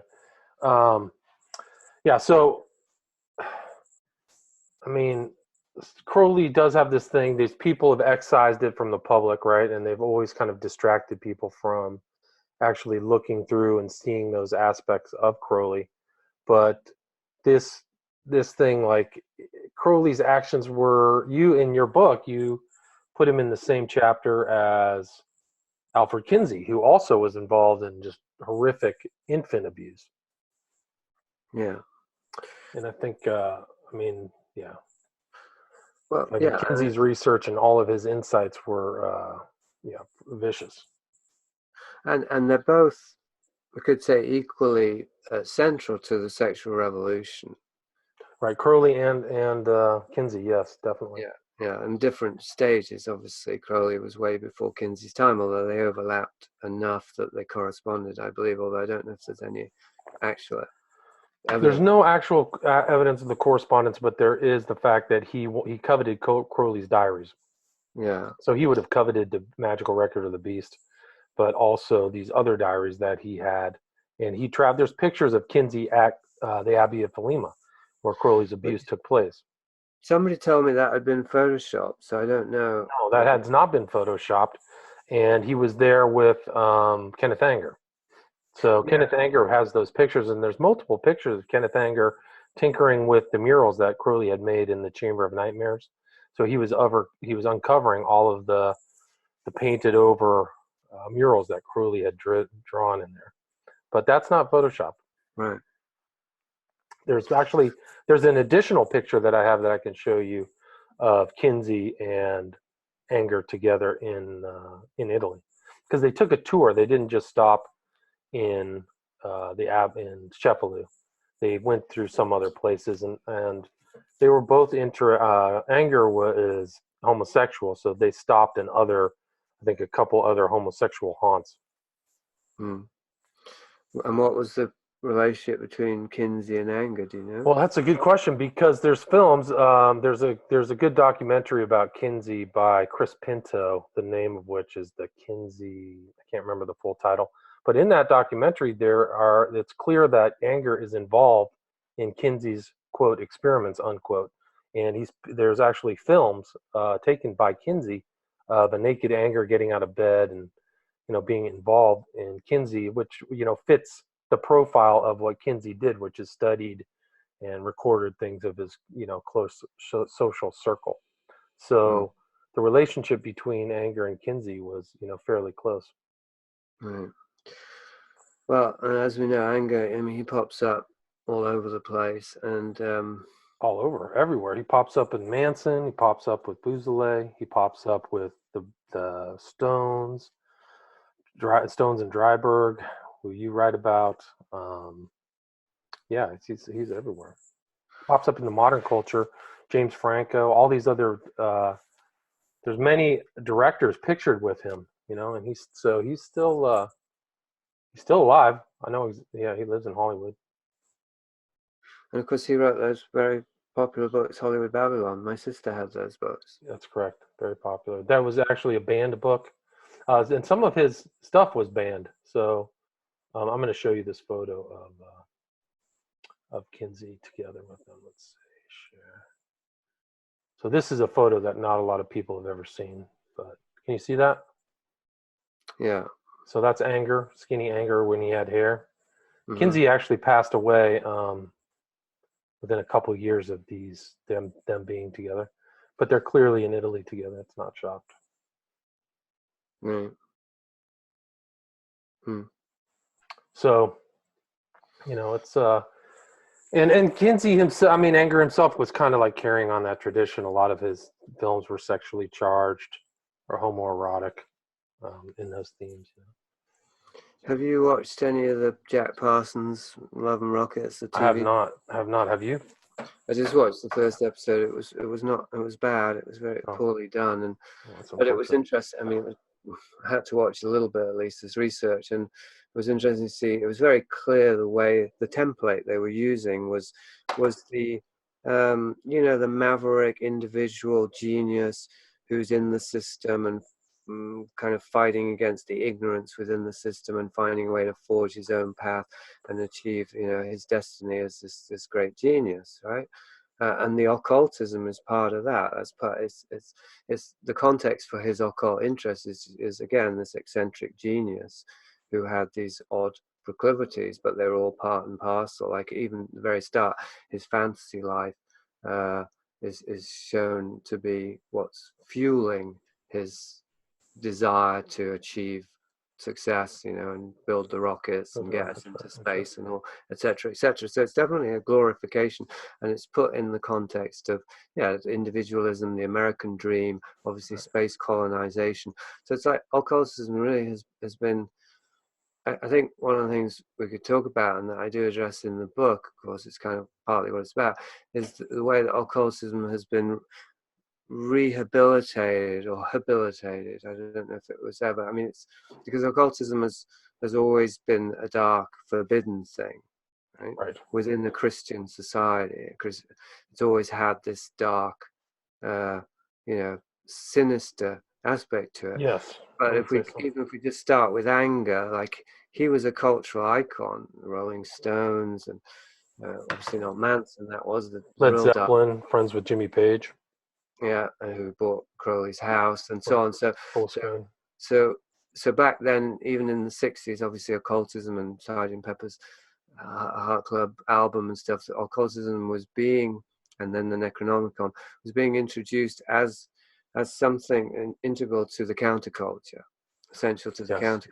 Yes. But now at this point, it's and I think this is something that came out with Pizzagate, or tried to, but then got suppressed and ridiculed, that occultism, I think, because it's always been central to the ideology of the aristocracy, the ruling class, and because those values eventually trickle down or are deliberately insinuated into the culture, eventually they become mainstream. And I think that's what we're seeing with something like the Jack Parsons thing. That's why he was a useful case study, or to make a hero out of Jack Parsons, who actually, like Crowley, identified as the beast or the Antichrist. Antichrist. He took the oath of the Antichrist. There's a document out there where he takes that oath, and so I mean, Crowley called him his number one disciple in the world was Jack Parsons. Actually was in contact with George Pendle, who wrote the book about him. It was Strange Angel. Right. Strange Angel. What's the title? Otherworldly Life of Scientist John Parsons. Yeah, the Feral House thing. Sorry? Feral House. Yes. Yeah.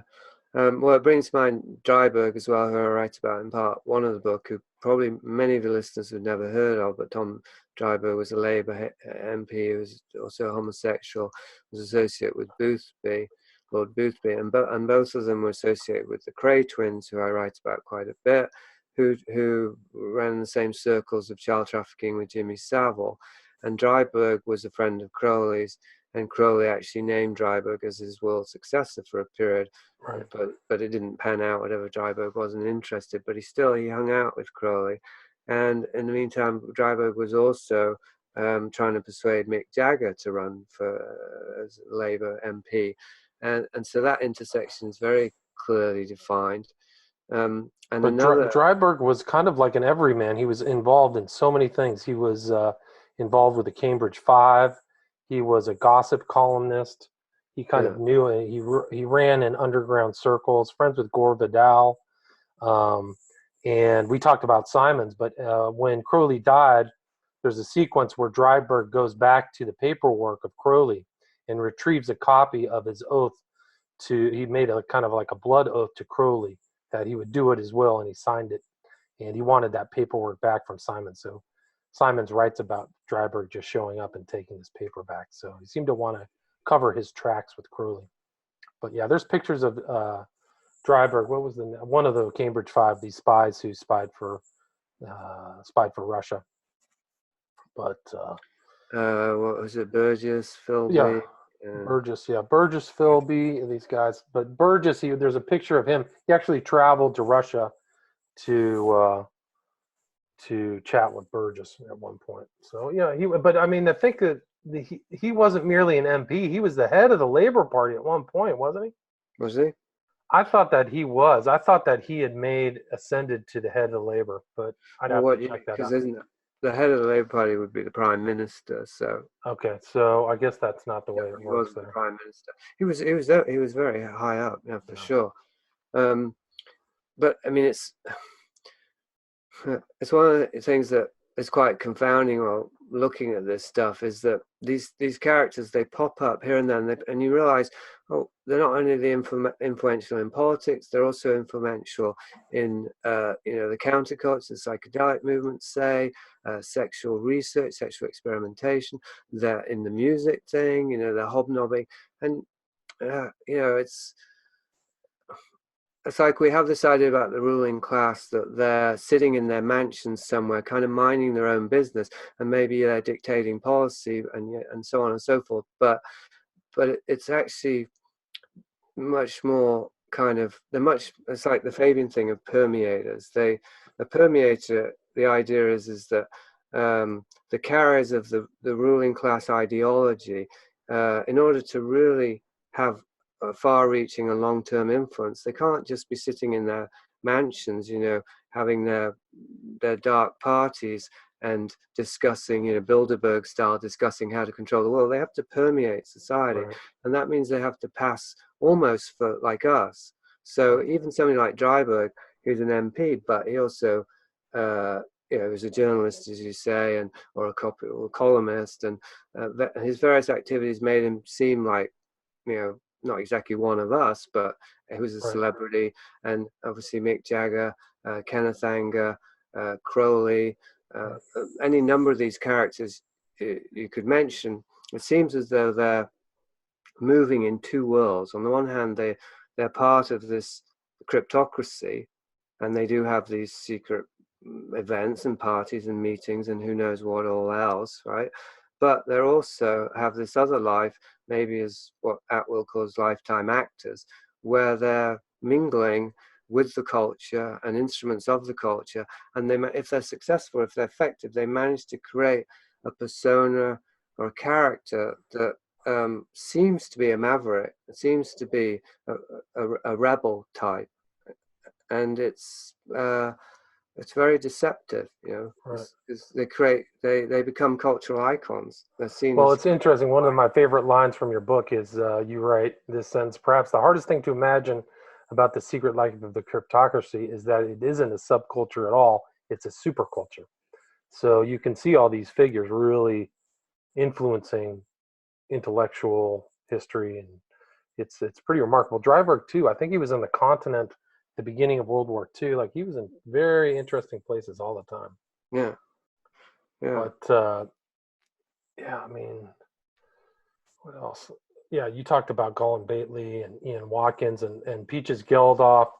The story of Ian. The story of Ian Watkins of Lost Prophets, right? I do. Yeah, I don't think I included him. I mean, it kind of fits in with your whole theme. Well, I mean, I think it's something that is. Again, I'd say Pizzagate was a sort of watermark or something in more ways than one, and one way being that it was so widely ridiculed, and to this day it's seen as fake news. Even in conspiracy research circles, there are plenty of people who think that the whole thing was exaggerated and was kind of part of the alt-right wing, paranoia or homophobia or whatever else. That's the way it was couched, yeah. That's to some degree it's been couched in that way. But I think it's also an indication of how it's starting to become more visible that cases, and I just read one today. The author of Myths of Avalon. Do you know who that is? Mr. Bout? No, who was that? Okay, well, there's a book called Myths of Avalon. Myths of Avalon, right? Yes. Yeah, and it's a book. It's like even more than the Necronomicon.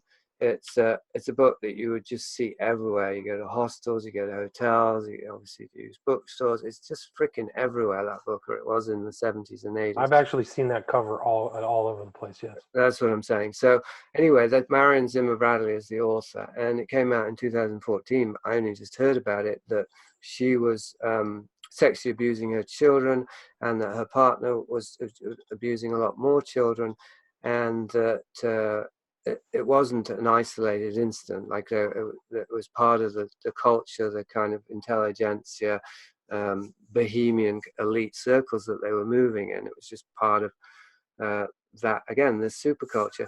And of course, this book is huge. This book has been hugely influential. It's considered a feminist classic and blah, blah, blah. It's very kitschy. But my point is that just another example, really, that, and you mentioned this guy Watkins, and I think something came out recently about, I can't remember now, another famous musician who said that in the 70s he was taken into a cult in Italy and raped over a period of time. Did you see that? no, I don't know that story. The Specials, or one of those kind of mod type bands, he came out about that. But so there's more and more of these cases coming to light. Yes. Was it the Specials? Oh no, but you're right. The cases are coming out. They're coming like the real ones. But and they're real, and they're authenticatable. But the tendency is for people just to think, well, okay, so it happens a lot, and we're starting to realize how much, but there's still isolated incidents. Like how long does it take before there are enough oil bubbles or whatever that that when they all start touching and they all form just one great blob? Right. And that's the superculture. That in fact, what seems to be coming to light is that these are standard operating procedures or methodologies or psychological strategies of control that underlie our entire society. And this is my point about Crowley is that it's like two oil bubbles that meet. If they get close enough, they merge. That Crowley's whole output and his philosophies and his rituals and his beliefs and all the rest of it, once you start to see more clearly the world that he was moving in and that he was so influential within, you see that they actually, and how dark and destructive it is, you see that they mesh together very well, essentially. That he was kind of like, and I said this about my brother, he was kind of exaggerating or sort of clowning something, making it, and Jimmy Savile also, making it seem larger than life, and therefore not what it appeared to be. Must have been a bluff, couldn't really be talking about that, but also like that he was because he was such a colorful, outrageous character, he was a rebellious one rather than somebody who was actually simply embodying the hidden culture that was feeding him and empowering him. Right, but that's like part of the Crowley joke too, in a broader sense, right? These guys joking, putting on this kind of public show. It seems to be, again, part of the strategy. And yeah, it goes to the smiley face. It goes to like it's a big joke, this kind of theme that permeates this occultism, where they have the internal secret knowledge and they have the secret agreements, secret handshakes, and they're the insiders, and the outsiders don't know. They don't know the facts. They don't know what they're up to. They don't know the secret parties, the eyes wide shut parties. Pizzagate was legit. They had Podesta was sending emails to Denny Haster, a convicted guy. Well, I don't know if he ever got convicted. He got convicted of covering up his abuse of wrestling boys, But they were talking to him and sending him emails, and those Podesta emails after he got convicted, they were talking about when he's going to get out of jail or something like that. Well, but I mean, why people end up having to say it's not legit? It's precisely the point I'm trying to make. Maybe not making it that well, but that at a certain point you see that it bleeds over into our culture itself. It's not just this hidden organized crime or this hidden pedophilia. It's actually in everything. So with Pizzagate, it was impossible to tell a difference between evidence of child sexual abuse and crime and our lifestyle, bohemian liberal values. because it's the same. It's just The liberal bohemian values allow for that. yeah. I mean, it isn't to say that right-wing conservatives don't get up to it too, but the Pizzagate was the case of. Well, that's interesting. Dryburgh and Boothby were both sides of the aisle, right? Both sides of the aisle, both involved in child abuse and sex parties, and I think the Crays were procuring for them, or somebody was. They were involved in kind of the rough underground of London, right? Yeah, yeah. And bringing it back to the joke, that there's something there that's really hard to kind of get my head around anyway, which is that, yeah, part of it is they're joking, ha ha, you don't even know it's a joke and that the joke's on you. There's a sort of enjoyment of superiority there, and the gloating and the rubbing victims' noses in and all that. But there's another aspect, which is that it's normalizing. Because the more people joke about, particularly cultural figures, the more they joke about child sexual abuse or whatever else it is, the more it normalizes it, because it's something you can joke about. Initially, it's like, well, they're only joking about it because they're not doing it. You know, they couldn't possibly joke about it if they were really doing it, because that would be insane. You know, that would be suicidal to do that. But of course, actually, somebody like Jimmy Savile, he can't. It turns out he could, because he was untouchable. And gradually, the penny drops that no, they're joking about it because they do it, but they're not ashamed of it, and they're there's a rationale, and I do wonder this about that exchange with Peter Lavender, even, that there's a certain point where you cross over the line and you decide, or you realize, or you choose to believe that actually this only looks like a bad thing. It's actually really a good thing.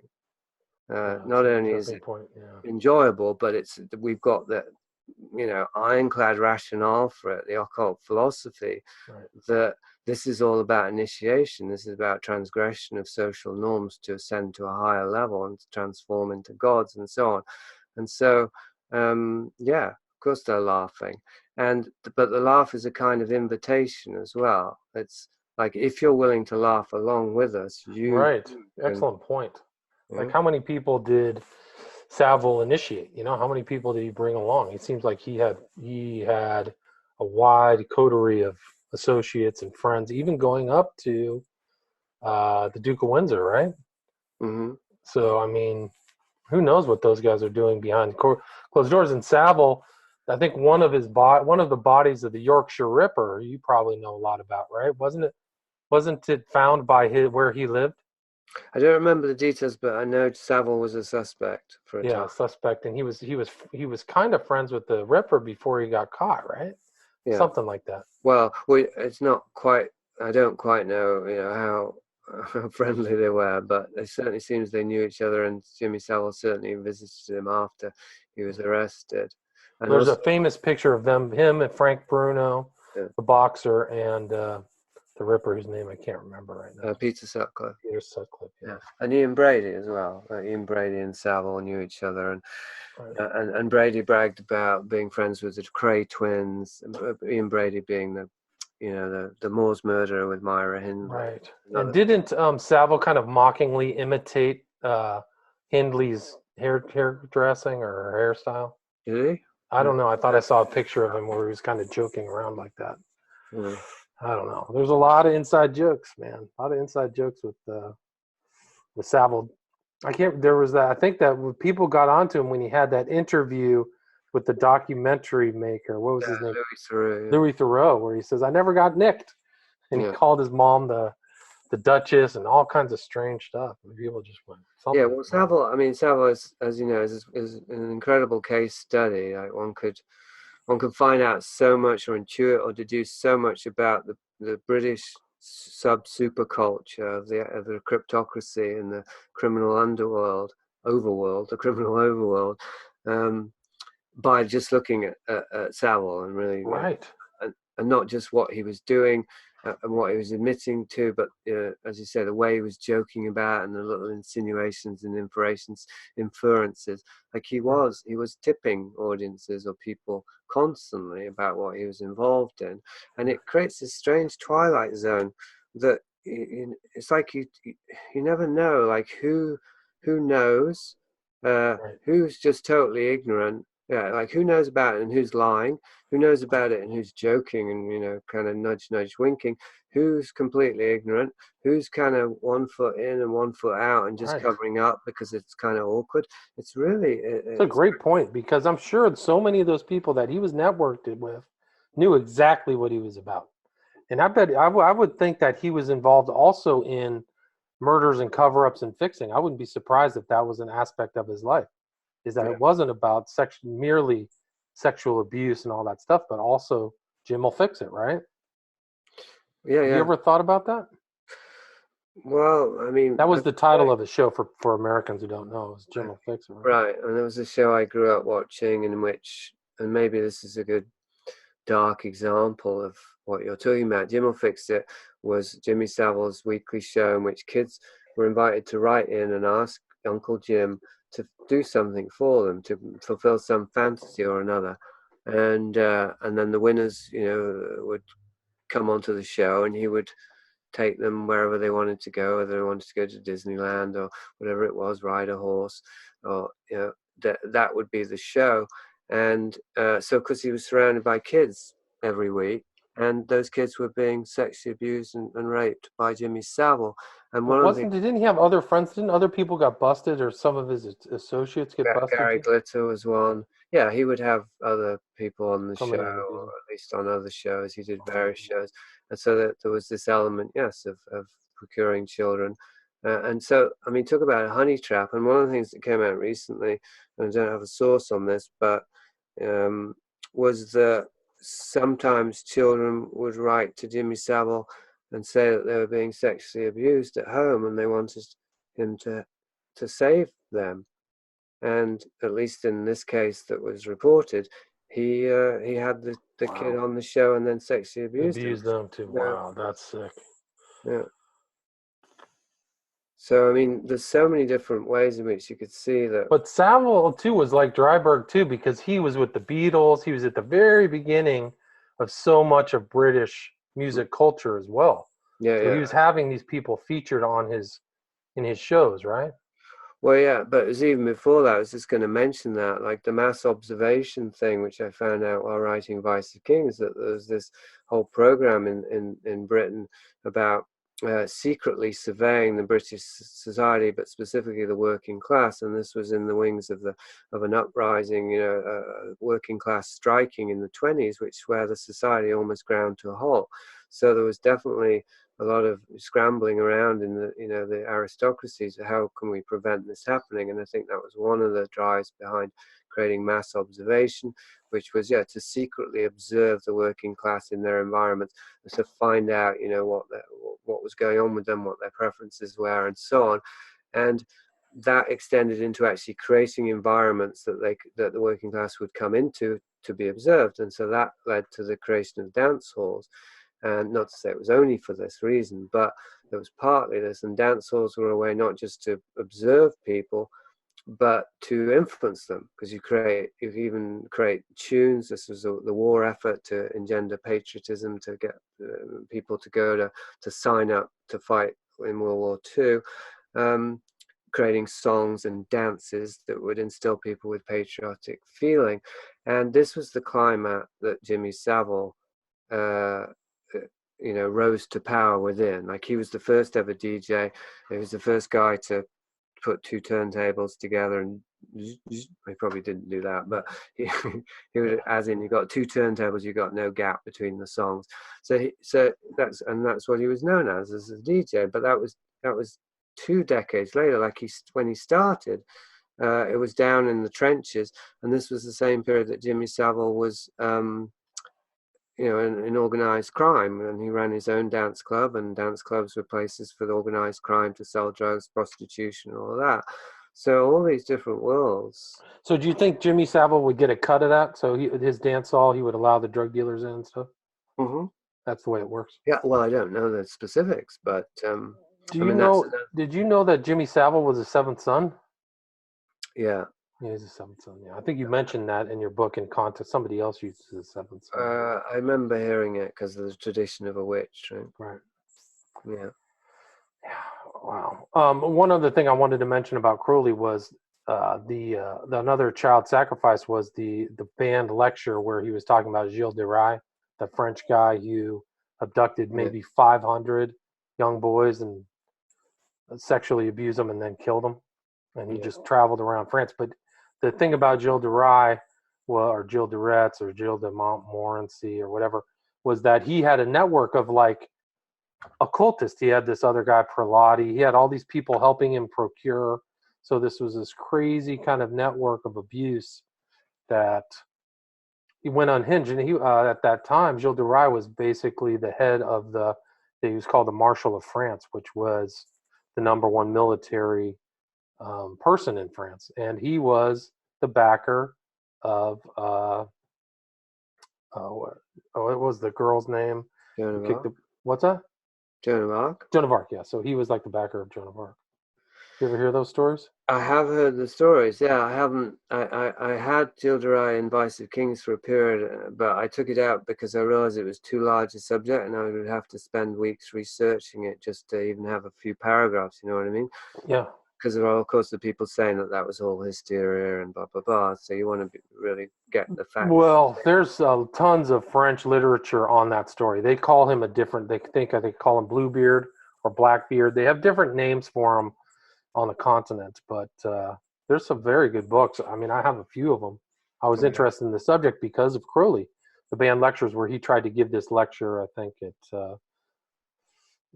Oxford, and they kicked him out. So that banned lecture of Gilles de Rais and Crowley is giving him a very favorable read. Oh, this is a great man. Who's involved in killing and murdering. Well, but part of it was saying that it was that it was hysteria, and he was maligned and framed. That would have been Crowley's defense. So there's the joke, right? Yeah. So yeah, Gilles de Rais, pretty crazy. I mean, yeah, it is complex, of course. And one of the things I'm aware of talking with you is, I mean, most of your listeners, because they're sympathetic to you, and most of my listeners are already going to be very open to what we're talking about in terms of Crowley. And so we don't want to preach to the choir too much. Right? There's thousands of people, how many, who, of course, think that Crowley's the shit. Right. And they think that people who are, I mean, I had this at the Reddit thread. Somebody started a thread about my work, and it just got shut. It literally got shut down, and I literally got banned from it. Not even for arguing. I just said, I was just questioning. Well, because the line there was, this book is ridiculous. There's absolutely no evidence for Crowley's involvement in any of this, and it's just stupid. And I said, well, what do you mean? Have you read the book? And no, he hadn't read the book, and then I got banned. So. Did they call you a fundamentalist Christian? No, it didn't get to that point. But, okay, because that's what they always call me. Yeah. A hillbilly fundamentalist Christian. Right. So, and that's all too easy. And again, there's this, I'm sure that some people who are shutting down the discussion, it's ill-intentional and fully conscious, as in they know there is something there and they don't want anyone talking about it, for sure. But there's also a lot of people who have just drunk the Kool-Aid, so to speak. No doubt. And fallen under the spell of, the Crowley's glamour magic and the whole industry that's been promoting him for several decades. And so I'm interested and concerned with addressing those people, like what would open them up to a reevaluation of their hero, or even if he's not their hero, that.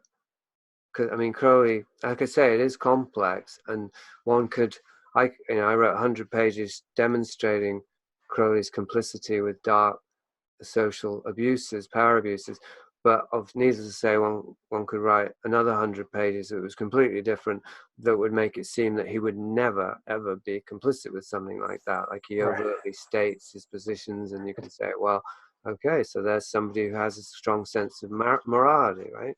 Right.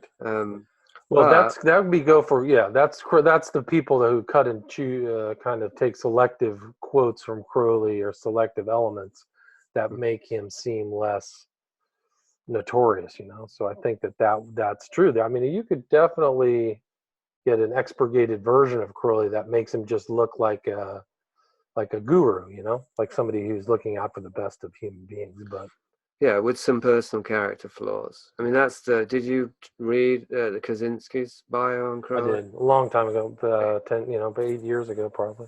I read 800. most of the bios that were available. Kaczynski or Kaczynski. I read the other one by the same guy who wrote, and I've talked to this guy. He's a professor in the Midwest. He wrote Lawrence Sutin. So that was Aleister Crowley. So I read Sutin. I read Simons, and there was one other one that came. Oh, there's another pro Crowley intellectual who wrote a recent book, and I've read a couple of his books, but he's a very detail-oriented Crowley biographer, and he's broken down. He like broke down Crowley's time in Germany, so he wrote a book about that. Whose name I can't remember. Was that Marco Passo? No, it wasn't Marco. Marco Pazzi. Oh, it was Tobias. Tobias Churton, yes. That guy. I've listened to Tobias Churton's interviews, and he probably fit the profile of exactly the type of person you're talking about. He says this very favorable view of Crowley, and he really likes Crowley's poetry. He's a big fan of like La Gitane and these poems that Crowley wrote. But yeah, Tobias Churton is definitely. But he actually got his start kind of in occultism too. He was a scholar of Rosicrucianism as well. So yeah, but Tobias Churton definitely would not want to look at the more disturbing, sicker elements. Like Leah Sublime is like, how do you justify Leah Sublime? Have you read the poem Leah Sublime? Yeah, well, I suppose the way that you justify that is, again, that Crowley was a taboo breaker in the realm of the arts, and that's considered respectable by the liberal intelligentsia. Right, interesting, yeah. Not that it has any meaning, but you write about in your book, another interesting quote is that this record of Crowley, even though these are justified, these statements, there are people out there who are going to read them and take them literally, right? They're not going to take it as a very objective distance. Oh, he's just kind of a thing, but they're going to actually work on his dictums. They're going to actually fulfill his rituals.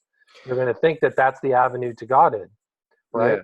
Yeah. Well, and not just individuals either, but groups, and even, I mean, it's maybe not a lot of evidence, but I present some evidence.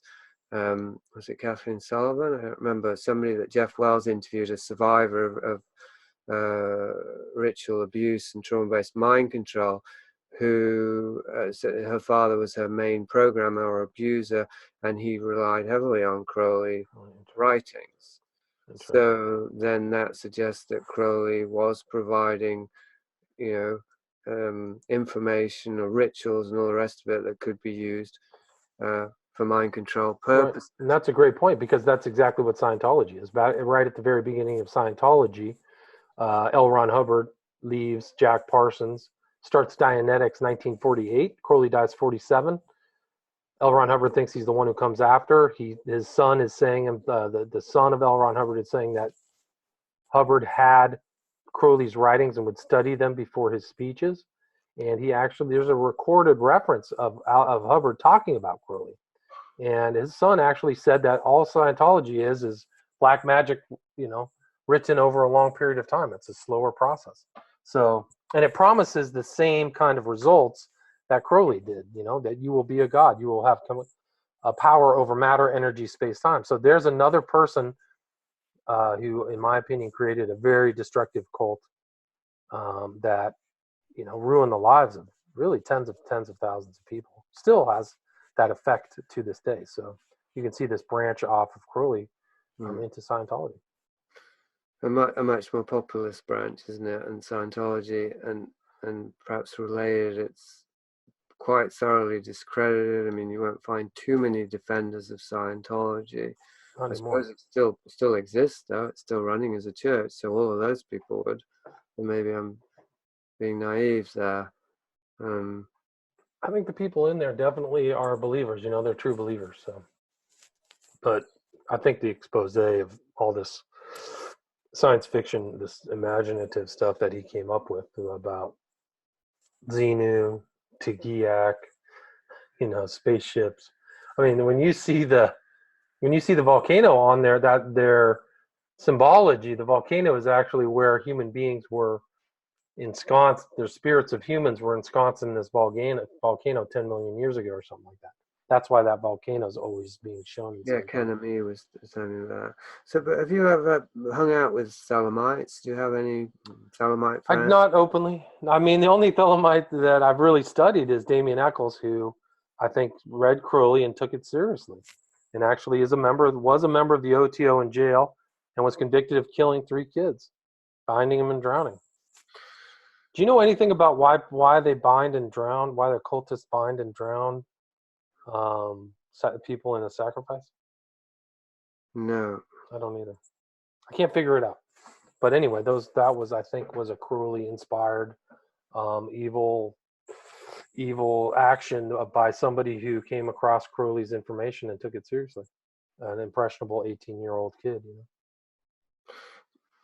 So what would you say the appeal of Crowley is? Well, I think it's any promise of any type of scholar or a guru is that you can attain personal power, you can get what you want, and you're free from restrictions. So do what thou wilt is really about, you can be your own kind of force in the world. So Crowley himself, I think, was a sorcerer, and he had a lot of human wisdom. But I think that's really what that promise is. So for certain people who feel constricted either by the way they were raised, the society they're in, I think that Crowley offers that freedom from restriction, and then you can do whatever you want without these consequences, without worrying about the consequences, really. So then it just occurred to me, maybe it's kind of obvious, but probably many of the people who are attracted to Crowley were raised Christians. I would say there's probably a significant some.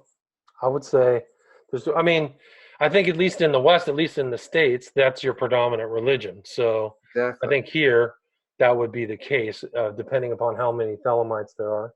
But it may not be. I mean, have you ever seen OTO Families? Have you seen that on Facebook? No. You should check out OTO Families, because it's kids of people who are OTO members, and they're taking pictures in front of the making ups of of what the Gnostic Mass that Crowley did. So there's OTO families happening. Yeah. Well, the Gnostic Mass is another one that says the children are supposed to be part of it. Right, a girl and a boy. Absolutely. Yeah. So go check out OTO Families. It's a mind bender. But yeah, that's the Crowley's promises, a kind of a free, rules-free empowerment, and you can get kind of fulfill whatever. I mean, it's kind of like taking the 7 deadly sins and saying they don't matter, the opposite: lust, greed, power. That's right. It's pride. Not even they don't matter. It's that you want to do them. Right. You need to do them. It's actually your moral duty to commit all of the sins. Right. Isn't there, I think that there's one of Crowley's rituals where the goal of it is to increase your lust. So not to kind of be less lustful, but actually be more lustful. Yeah. Well, I don't know that specific, but it fits overall with Crowley's thing.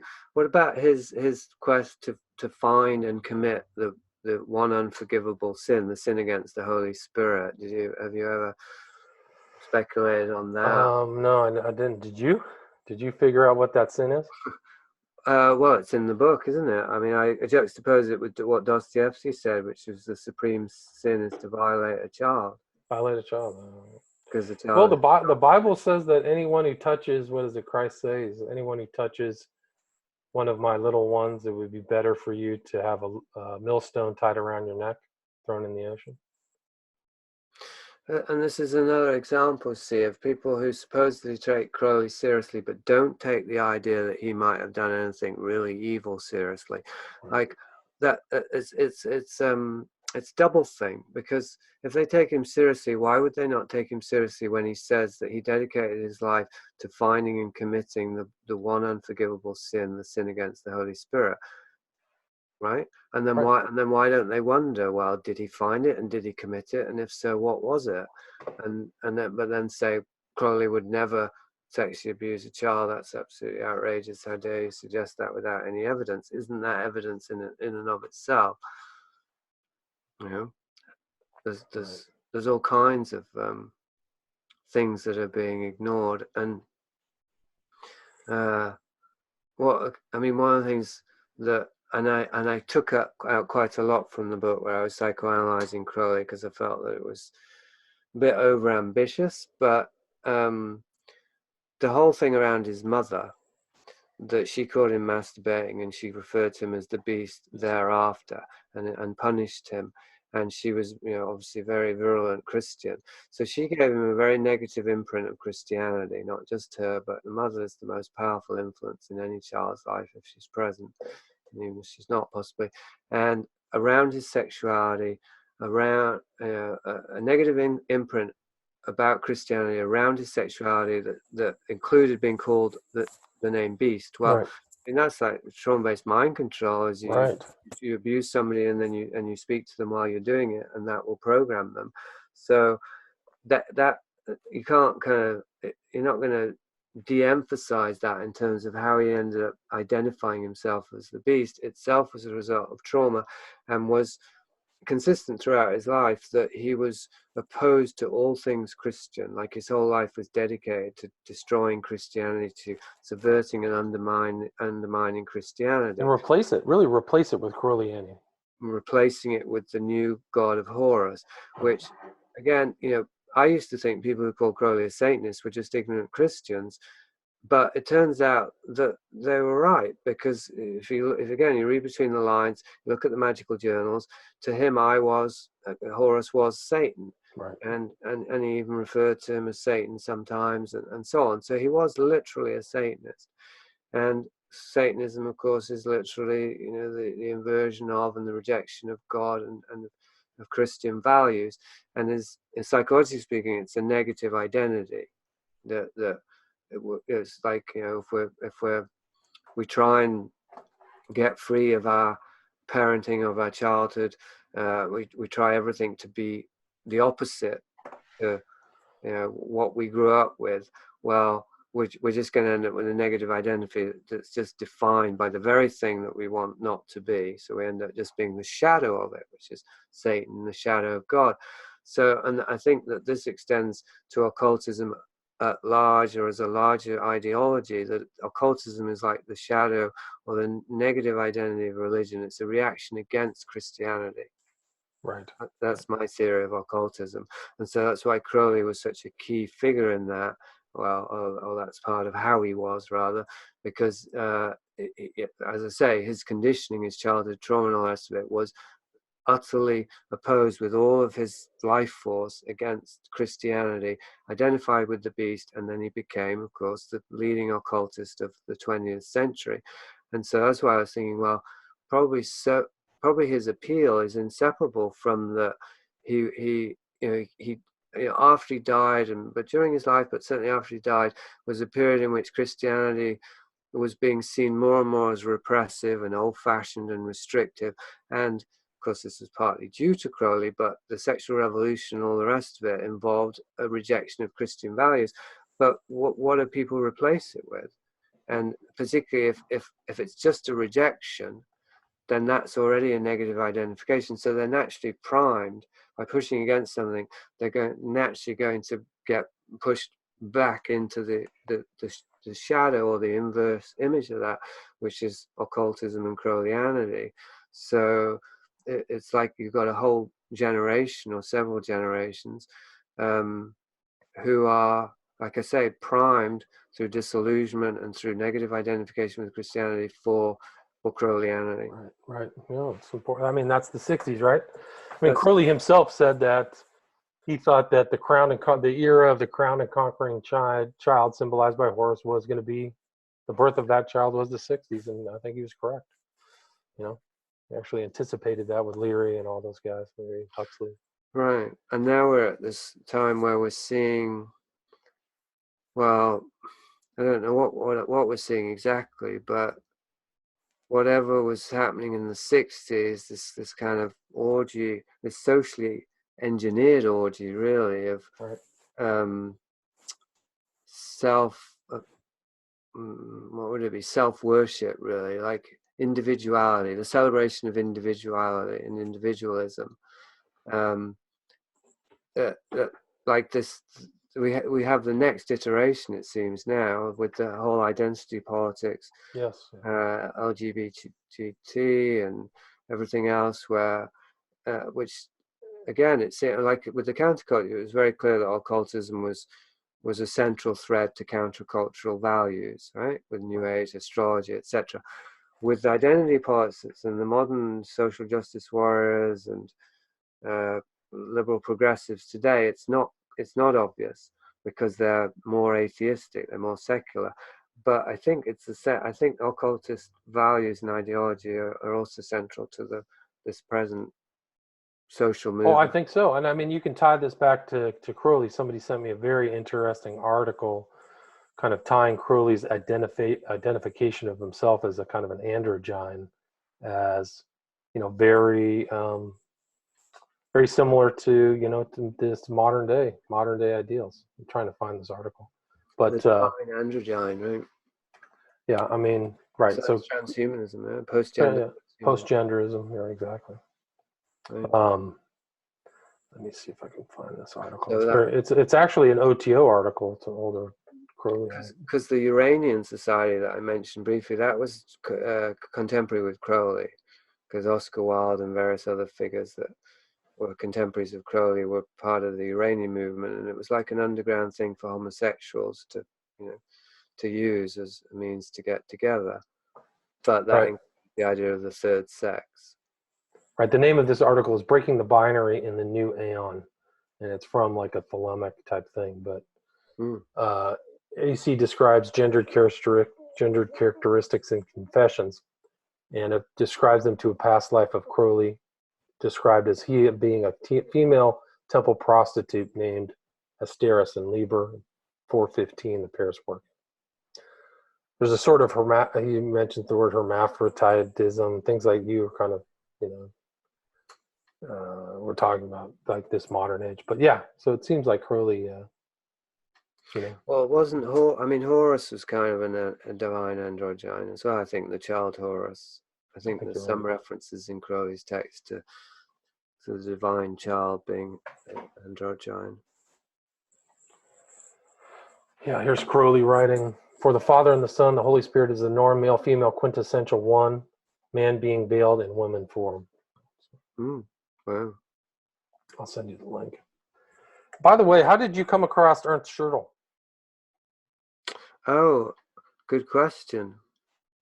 I don't remember because I didn't actually get the book, but I found the quote somehow. But that was an interesting thing because I included that in my book, Children of the Beast, Schertl's, the book Hitler owned of Schertl, where he underlined all that stuff. That's probably how I came across it. Yeah, it might have been from my book. But that's an interesting kind of piece because that book, Crowley's book, is Magic Theory and Practice, and I think Schertl's book was Magic Theory in Action or something. Like it's almost it was written 20 years before Crowley's Magic and Theory and Practice, but it's very similar. A lot of interesting ideas, but it was one of the books from Hitler's library that's still extant. So, do you put credence in the idea that Crowley was advising Hitler? Not really, but I do think that there was some overlap. I think that Crowley was in Germany from 30 to 33 as Hitler made his way to the chancellery, becoming Chancellor of Germany, and OTO and Crowley became the head of the OTO in 25. The OTO was a German secret society. Hitler and the top groups of the Nazis were occultists. They really weren't Christians. And so I think that their ideas, we know that the Book of the Law was translated into German. After Crowley died, the head of the OTO was a German guy whose name escapes me. But I do believe that there's a confluence of those ideas there, and some of the stuff that Hitler said was very occultist. It sounds like the Book of the Law, where he flat out says, "Success is thy proof," right? Mm-hmm. And you just basically believe it. What's that? Does he use that? Yeah, I mean, Hitler says that. He says it. I think in one of the things, success is your proof. He did so. It's straight out of the Book of the Law. Some of these Hitler statements. So I think it's highly likely that Hitler had the Book of the Law for sure, because he was. Well, we know that they're like, and I mean, it was who was the head of the SS? Himmler? Himmler was the head of the SS. They found that he had a 12,000 book black magic library. So these guys, he's in Wewelsburg Castle with the black sun insignia swastika.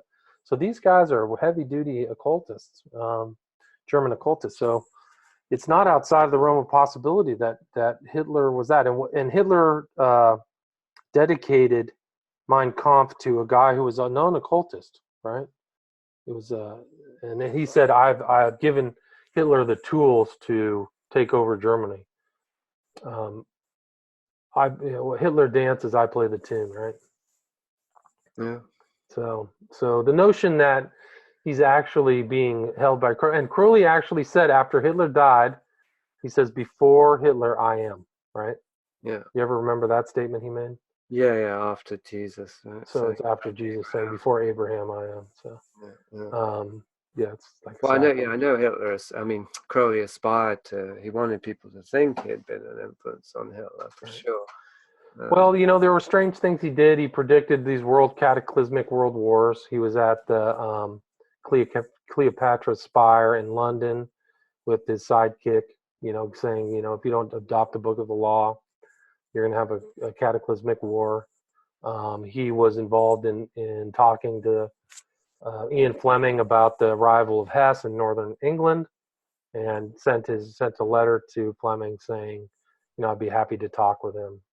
If you want my references, he provided references. So there's a very strong current of Crowley kind of talking to these well-known figures. Did you see that Douglas Rushkoff graphic novel, Adolf and Alistair? I did not, but I've seen some pictures of it. And Rushkoff he's kind of a important intellectual here in the States. I know. I met him in Mexico, but I didn't spend much time with him. And I haven't read the graphic novel either, but I know that it has Crowley in the heroic role and Hitler in the villainous role, even if it's a bit more nuanced than that. If you put them side by side, you can say that Crowley is the ideologue and Hitler is the politician putting the same ideas into practice. Slave shall serve. Hitler makes a slave state, right? People just slaving for him. An aristocratic elite running over the masses. You could call the Nazi Party that elite domineering. Mm-hmm. The scientific breeding of man, and that was kind of Crowley's idea of the Lebensborn, and Hitler's idea of the Lebensborn and the master race and all this stuff like that. It's interesting. I'm sure many Thelemites really do see themselves as the hidden aristocracy, or at least aspire to that. But I think many don't. Many just practice the Crowley magic, Thelema magic, whatever, because they want their own power, it's a transformation, all the rest of it. And if so, then they would have to believe that they can separate the rituals and the philosophy from the ideology, because Crowley, as you're saying, his occult philosophies and methodologies were all intertwined with an ideology of aristocracy. Yeah, no doubt. The slave shall serve, Lever 77, there's a top. And the thing about Crowley is you never really mixed with middle or lower classes. He was always associating with moneyed people or people from the high schools. He only really wanted to recruit from two schools in England, Oxford and Cambridge. That was it. Yeah, I can't imagine any but the most ignorant of Crowley aficionados actually trying to claim that Crowley was sympathetic to the working class or was that kind of character at all. No way. There's nothing in his character or his writings that cared about that. It was always the slave shall serve, Liber 77. And that comes from the Book of Law. That's another quote of the Book of Law. So he told people, I think he wrote in another thing, it was a commentary to the Book of the Law, where he said he wanted to give the people the quiet wisdom of cattle, just keep them like little cattle, and shear their, what did he say, shear their hides and food for the elite. That's all that the people were worth, So it's pretty nothing to do. Here's another quote from Crowley: "Have nothing to do with the muck of the mire. Take the diamonds and polish them." That was his opinion of people. So you're supposed to find these diamonds. The stars. Yeah. But and yet every man and woman is a star, I suppose, is how people ignore all that other stuff and just say, well, look, he's saying we're all equal.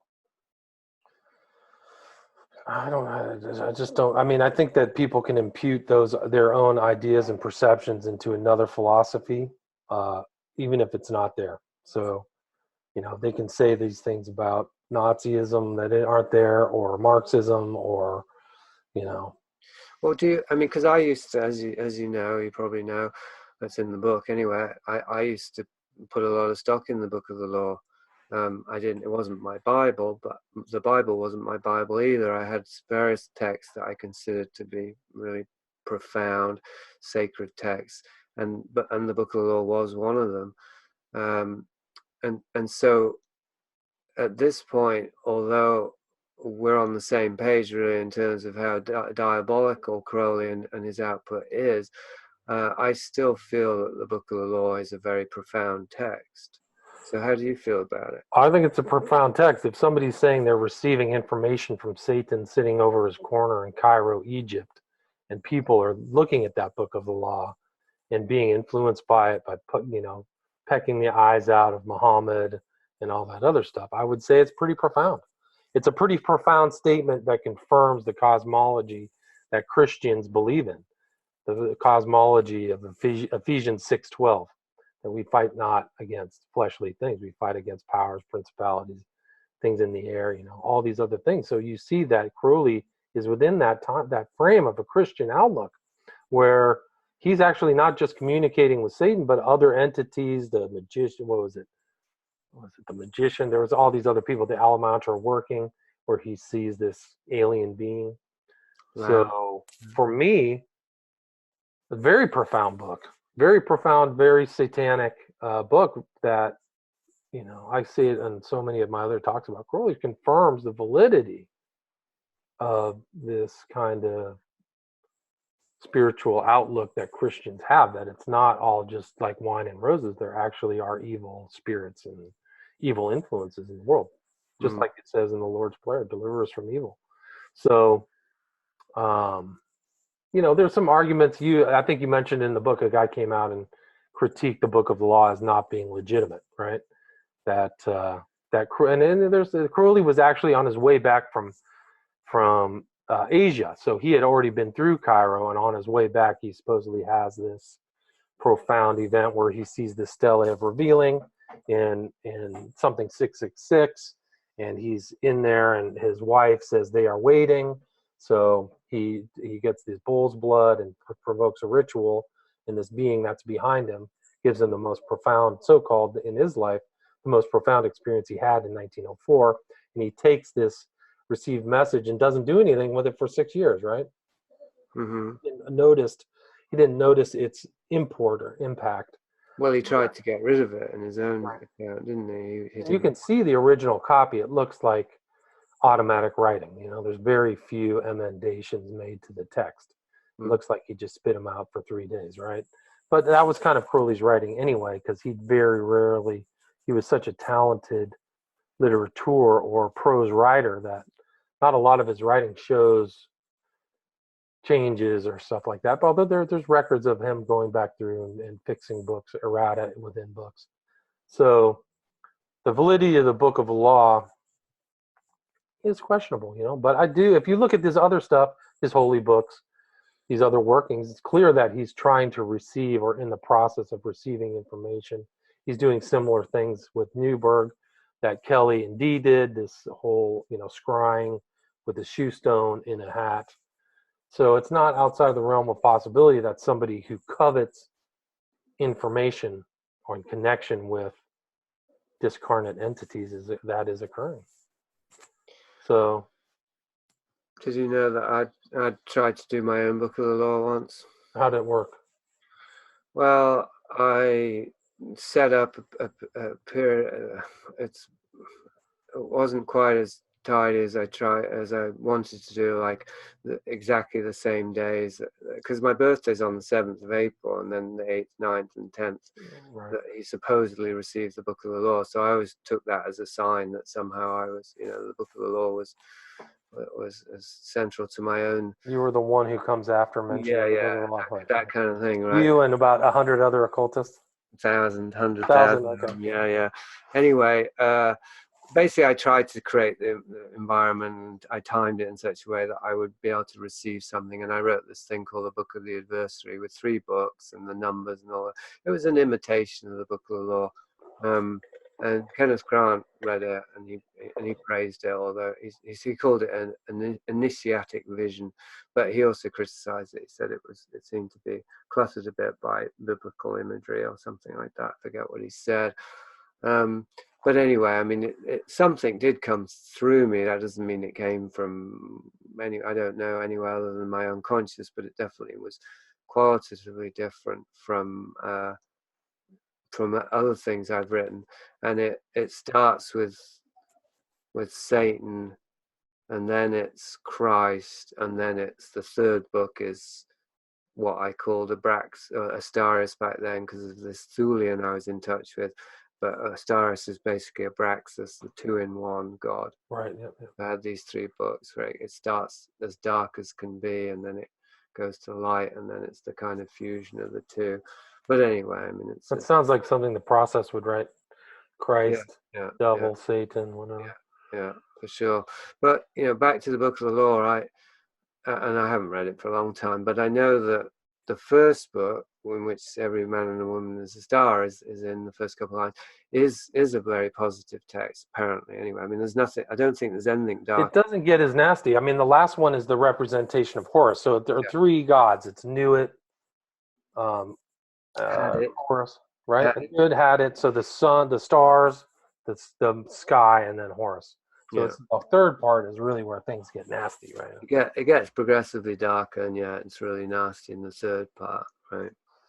But I mean, the other thing that vouches for its validity is that Crowley was fairly young, 28, 29, kind of a younger guy. I mean, does he have that broad of a frame of reference? Does he know those words? I don't know. Cabs on Kep, there's all kinds of strange things that come out of it. Did he know that he was going to call his new religion Thelema and Thelemites? I don't know. 11's, the numbers 11 in there, so he knew the validity or the numerical significance of the number 11. Yeah, probably through the Golden Dawn stuff. If he had read that book, Numbers, that one of the Golden Dawn followers. But he was dictated it by Rose, wasn't he? He said that a being stood over his shoulder and dictated it to him. Being of power. That's right. But Rose was the initial contactee. Yeah. He said she went into a trance and stood there waiting. Right. But the structure of the book emulates the stela that he saw in the 666 in what was the Bulak Museum back then. Now it's the Egyptian Museum. Yeah. So if you look at the stela of revealing, you can see Nuit, Hadit, and Horus are all there. So Nuit is this being, this woman, this representation of woman. That's the sky. So that's that imagery is reflected in the Book of the Law. That's why at the center of the Gnostic Mass, you always see the stela of revealing. Right. Anyway, we're at about an hour. We're about 90 minutes. Do you have anything you'd like to finish up with, or anything about the book? Well, I was going to say something, but I don't know if it would be Do it. We have to, it doesn't matter. Take your time. But I mean, one of the things I've been wondering through this conversation is because there are definitely people who admire Crowley and see him as a positive influence and a source of wisdom, and they are often the same people who say there's no way that they'll accept a few personality flaws, but they certainly wouldn't accept that he was committing child ritual sacrifice or anything truly horrendous like that. Anything that was truly worthy of the name beast, right? So they're clearly going to be very resistant to this possibility. But one thing I wonder is about people who would be somewhat resistant, but that if they were to take it on, rather than rejecting Crowley, would they end up rejecting their own moral abhorrence to the things that they would have to accept about Crowley? If you see what I mean. Yeah, And I think so. it happens in cults. It's the psychology of previous investment.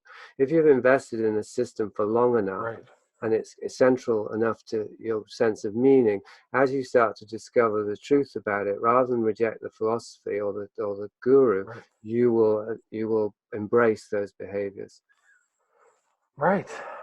No, it's a good point. I mean, that's probably why many of these people who are Crowley devotees or are high occultists do not want to reveal this or deny it, because they want the people to get invested into the system. And then, oh, by the way, Yeah, you're supposed to be a secret evil to the world, and we do drink blood and the cakes of light and menstrual fluid and semen. yeah. And oh, you're cool with that, right? But the context is it's all for the greater good, because now Right. So it's a greater good of you, and it's for communion of all of us, and blah blah blah. One of the interesting things of this conversation that I have to ask for you is you made that statement that people come into Crowley coming from a rigid Christian background, but in your case, you came from a atheistic, semi-socialistic background to Crowley. Good point. So that's yeah. So I was primed in a different way, in a more positive, as it wasn't a negative identification for me with Crowley. It was just very compatible already with my values. When you got into Crowley, was it a self-directed interest in Crowley, or did you find somebody who said, "Hey, I got a bunch of friends, and It was both. It was both. It was a combination, because first of all, I went from Castaneda to Crowley, but not in a deep way, because Crowley, as you know, is pretty hard to get into, and I started with the wrong place. I started with Moonchild and the Confessions. This is hard. Moonchild is really is very hard to read. Yeah, so I dipped my toes in Crowley, but it wasn't until I met somebody who was a street shaman who was younger than me on Haight-Ashbury, of all places, who gave me LSD and kind of initiated me in a very gonzo street way into deeper mysteries, let's say. And he referred to Crowley a lot. In fact, in the first moments of he met me, he started talking about how Crowley and Hitler had created AIDS as a means to transform the species or something like that. And what year was that? That was 1992. Wait, no, 1990. Sorry, 1990. Yeah. Anyway, and one of the things he did was he read to me from Crowley. Well, he only did this once actually, but it's an example. While I was asleep, and he woke me up by reading a passage from the Book of Lies. So I actually woke up hearing him reading Crowley in my ears. So, I mean, that's quite a sinister example. Most of it wasn't like that, but he definitely was introducing me to Crowley in a new way. I ended up believing he was a reincarnation of Crowley for a while. Partly, I don't know if I told you this, I told somebody this, because he told me that Crowley repented in his last few hours. And I was impressed by that, because I knew that Crowley was, had done some bad shit even back then. Right. But there was no way he could have known that, and I believed him at the time. So I thought, well, he must have been there. Well, there's no evidence of that at the end. I mean, I think the last words reportedly are, "I am perplexed." That was it before he died. Supposedly. Well, that's interesting. Sorry, so you never really made your way into like the OTO or anything? Did you join the OTO? God no. What happened with me, Bill, was even more insidious in certain ways. Was this whole thing, and then, as I write about a bit in Vice of Kings, a series of incidents that made me convinced that I was actually being initiated by the universe itself. So like finding the Book of Thoth when I was down and out in Morocco and I had nothing else to read, in a tiny library where the odds of finding any occult book, never mind the Book of Thoth, were close to zero. And so I immersed myself in that book, then getting a copy of the tarot, and it being the only way for me to make a living while I was living on the street. So the whole Crowley thing it got me. It's what they say about initiation. You want to break the student down and then implant the new. Right. So the breaking down process had already occurred. So you were ready to be new software. The new ideology was ready to be dropped in. That's right. And I embodied it. I was reading the tarot using his tarot cards, and I was. You were in. How many readings when you were on the street giving readings? How many readings a day would you give? It was in the nighttime. It was this nighttime thing, the fairground, a carnival, probably between 6 and 15, something like that. So a significant amount. That's interesting. Yeah, I must have read. I probably read tarot cards for somebody probably 200-300 times or something. Oh, remarkable! That's what one of Crowley's, this guy Grady McMurtry, did at pleasure fairs. The Renaissance fairs that they have through the States. That's how they found new converts, was reading the tarot, and he would put on the whole Grand Vizier, headdress and stuff with the diadem on front. Right. Interesting. And occasionally I would get approached by a Christian who would tell me I was doing the work of the devil, and I would regard them with utter scorn. Little did I know. You might have been right. Well, that's a good way to end. Jasun Horsley, Vice of Kings, available on Amazon, or what you wanted people to go get it at a website, right? Well, they can go to my website. It's the easiest way, because I hope they'll go there anyway. So that's Horticulture, as in AUTI culture.com. And then in any page except the homepage, there's a link to the publisher's website. If you do get it on Amazon, if anyone, I'd ask that they review it as well, because if you're going to use Amazon, at least let's make it work. Right. So Horticulture, AUTICULTURE.com. Jasun Horsley, The Vice of Kings, How Socialism, Occultism, and the Sexual Revolution Engineered a Culture of Abuse. Thank you very much. Thanks, Bill. Right. Let's hope this records. I'm going to stop.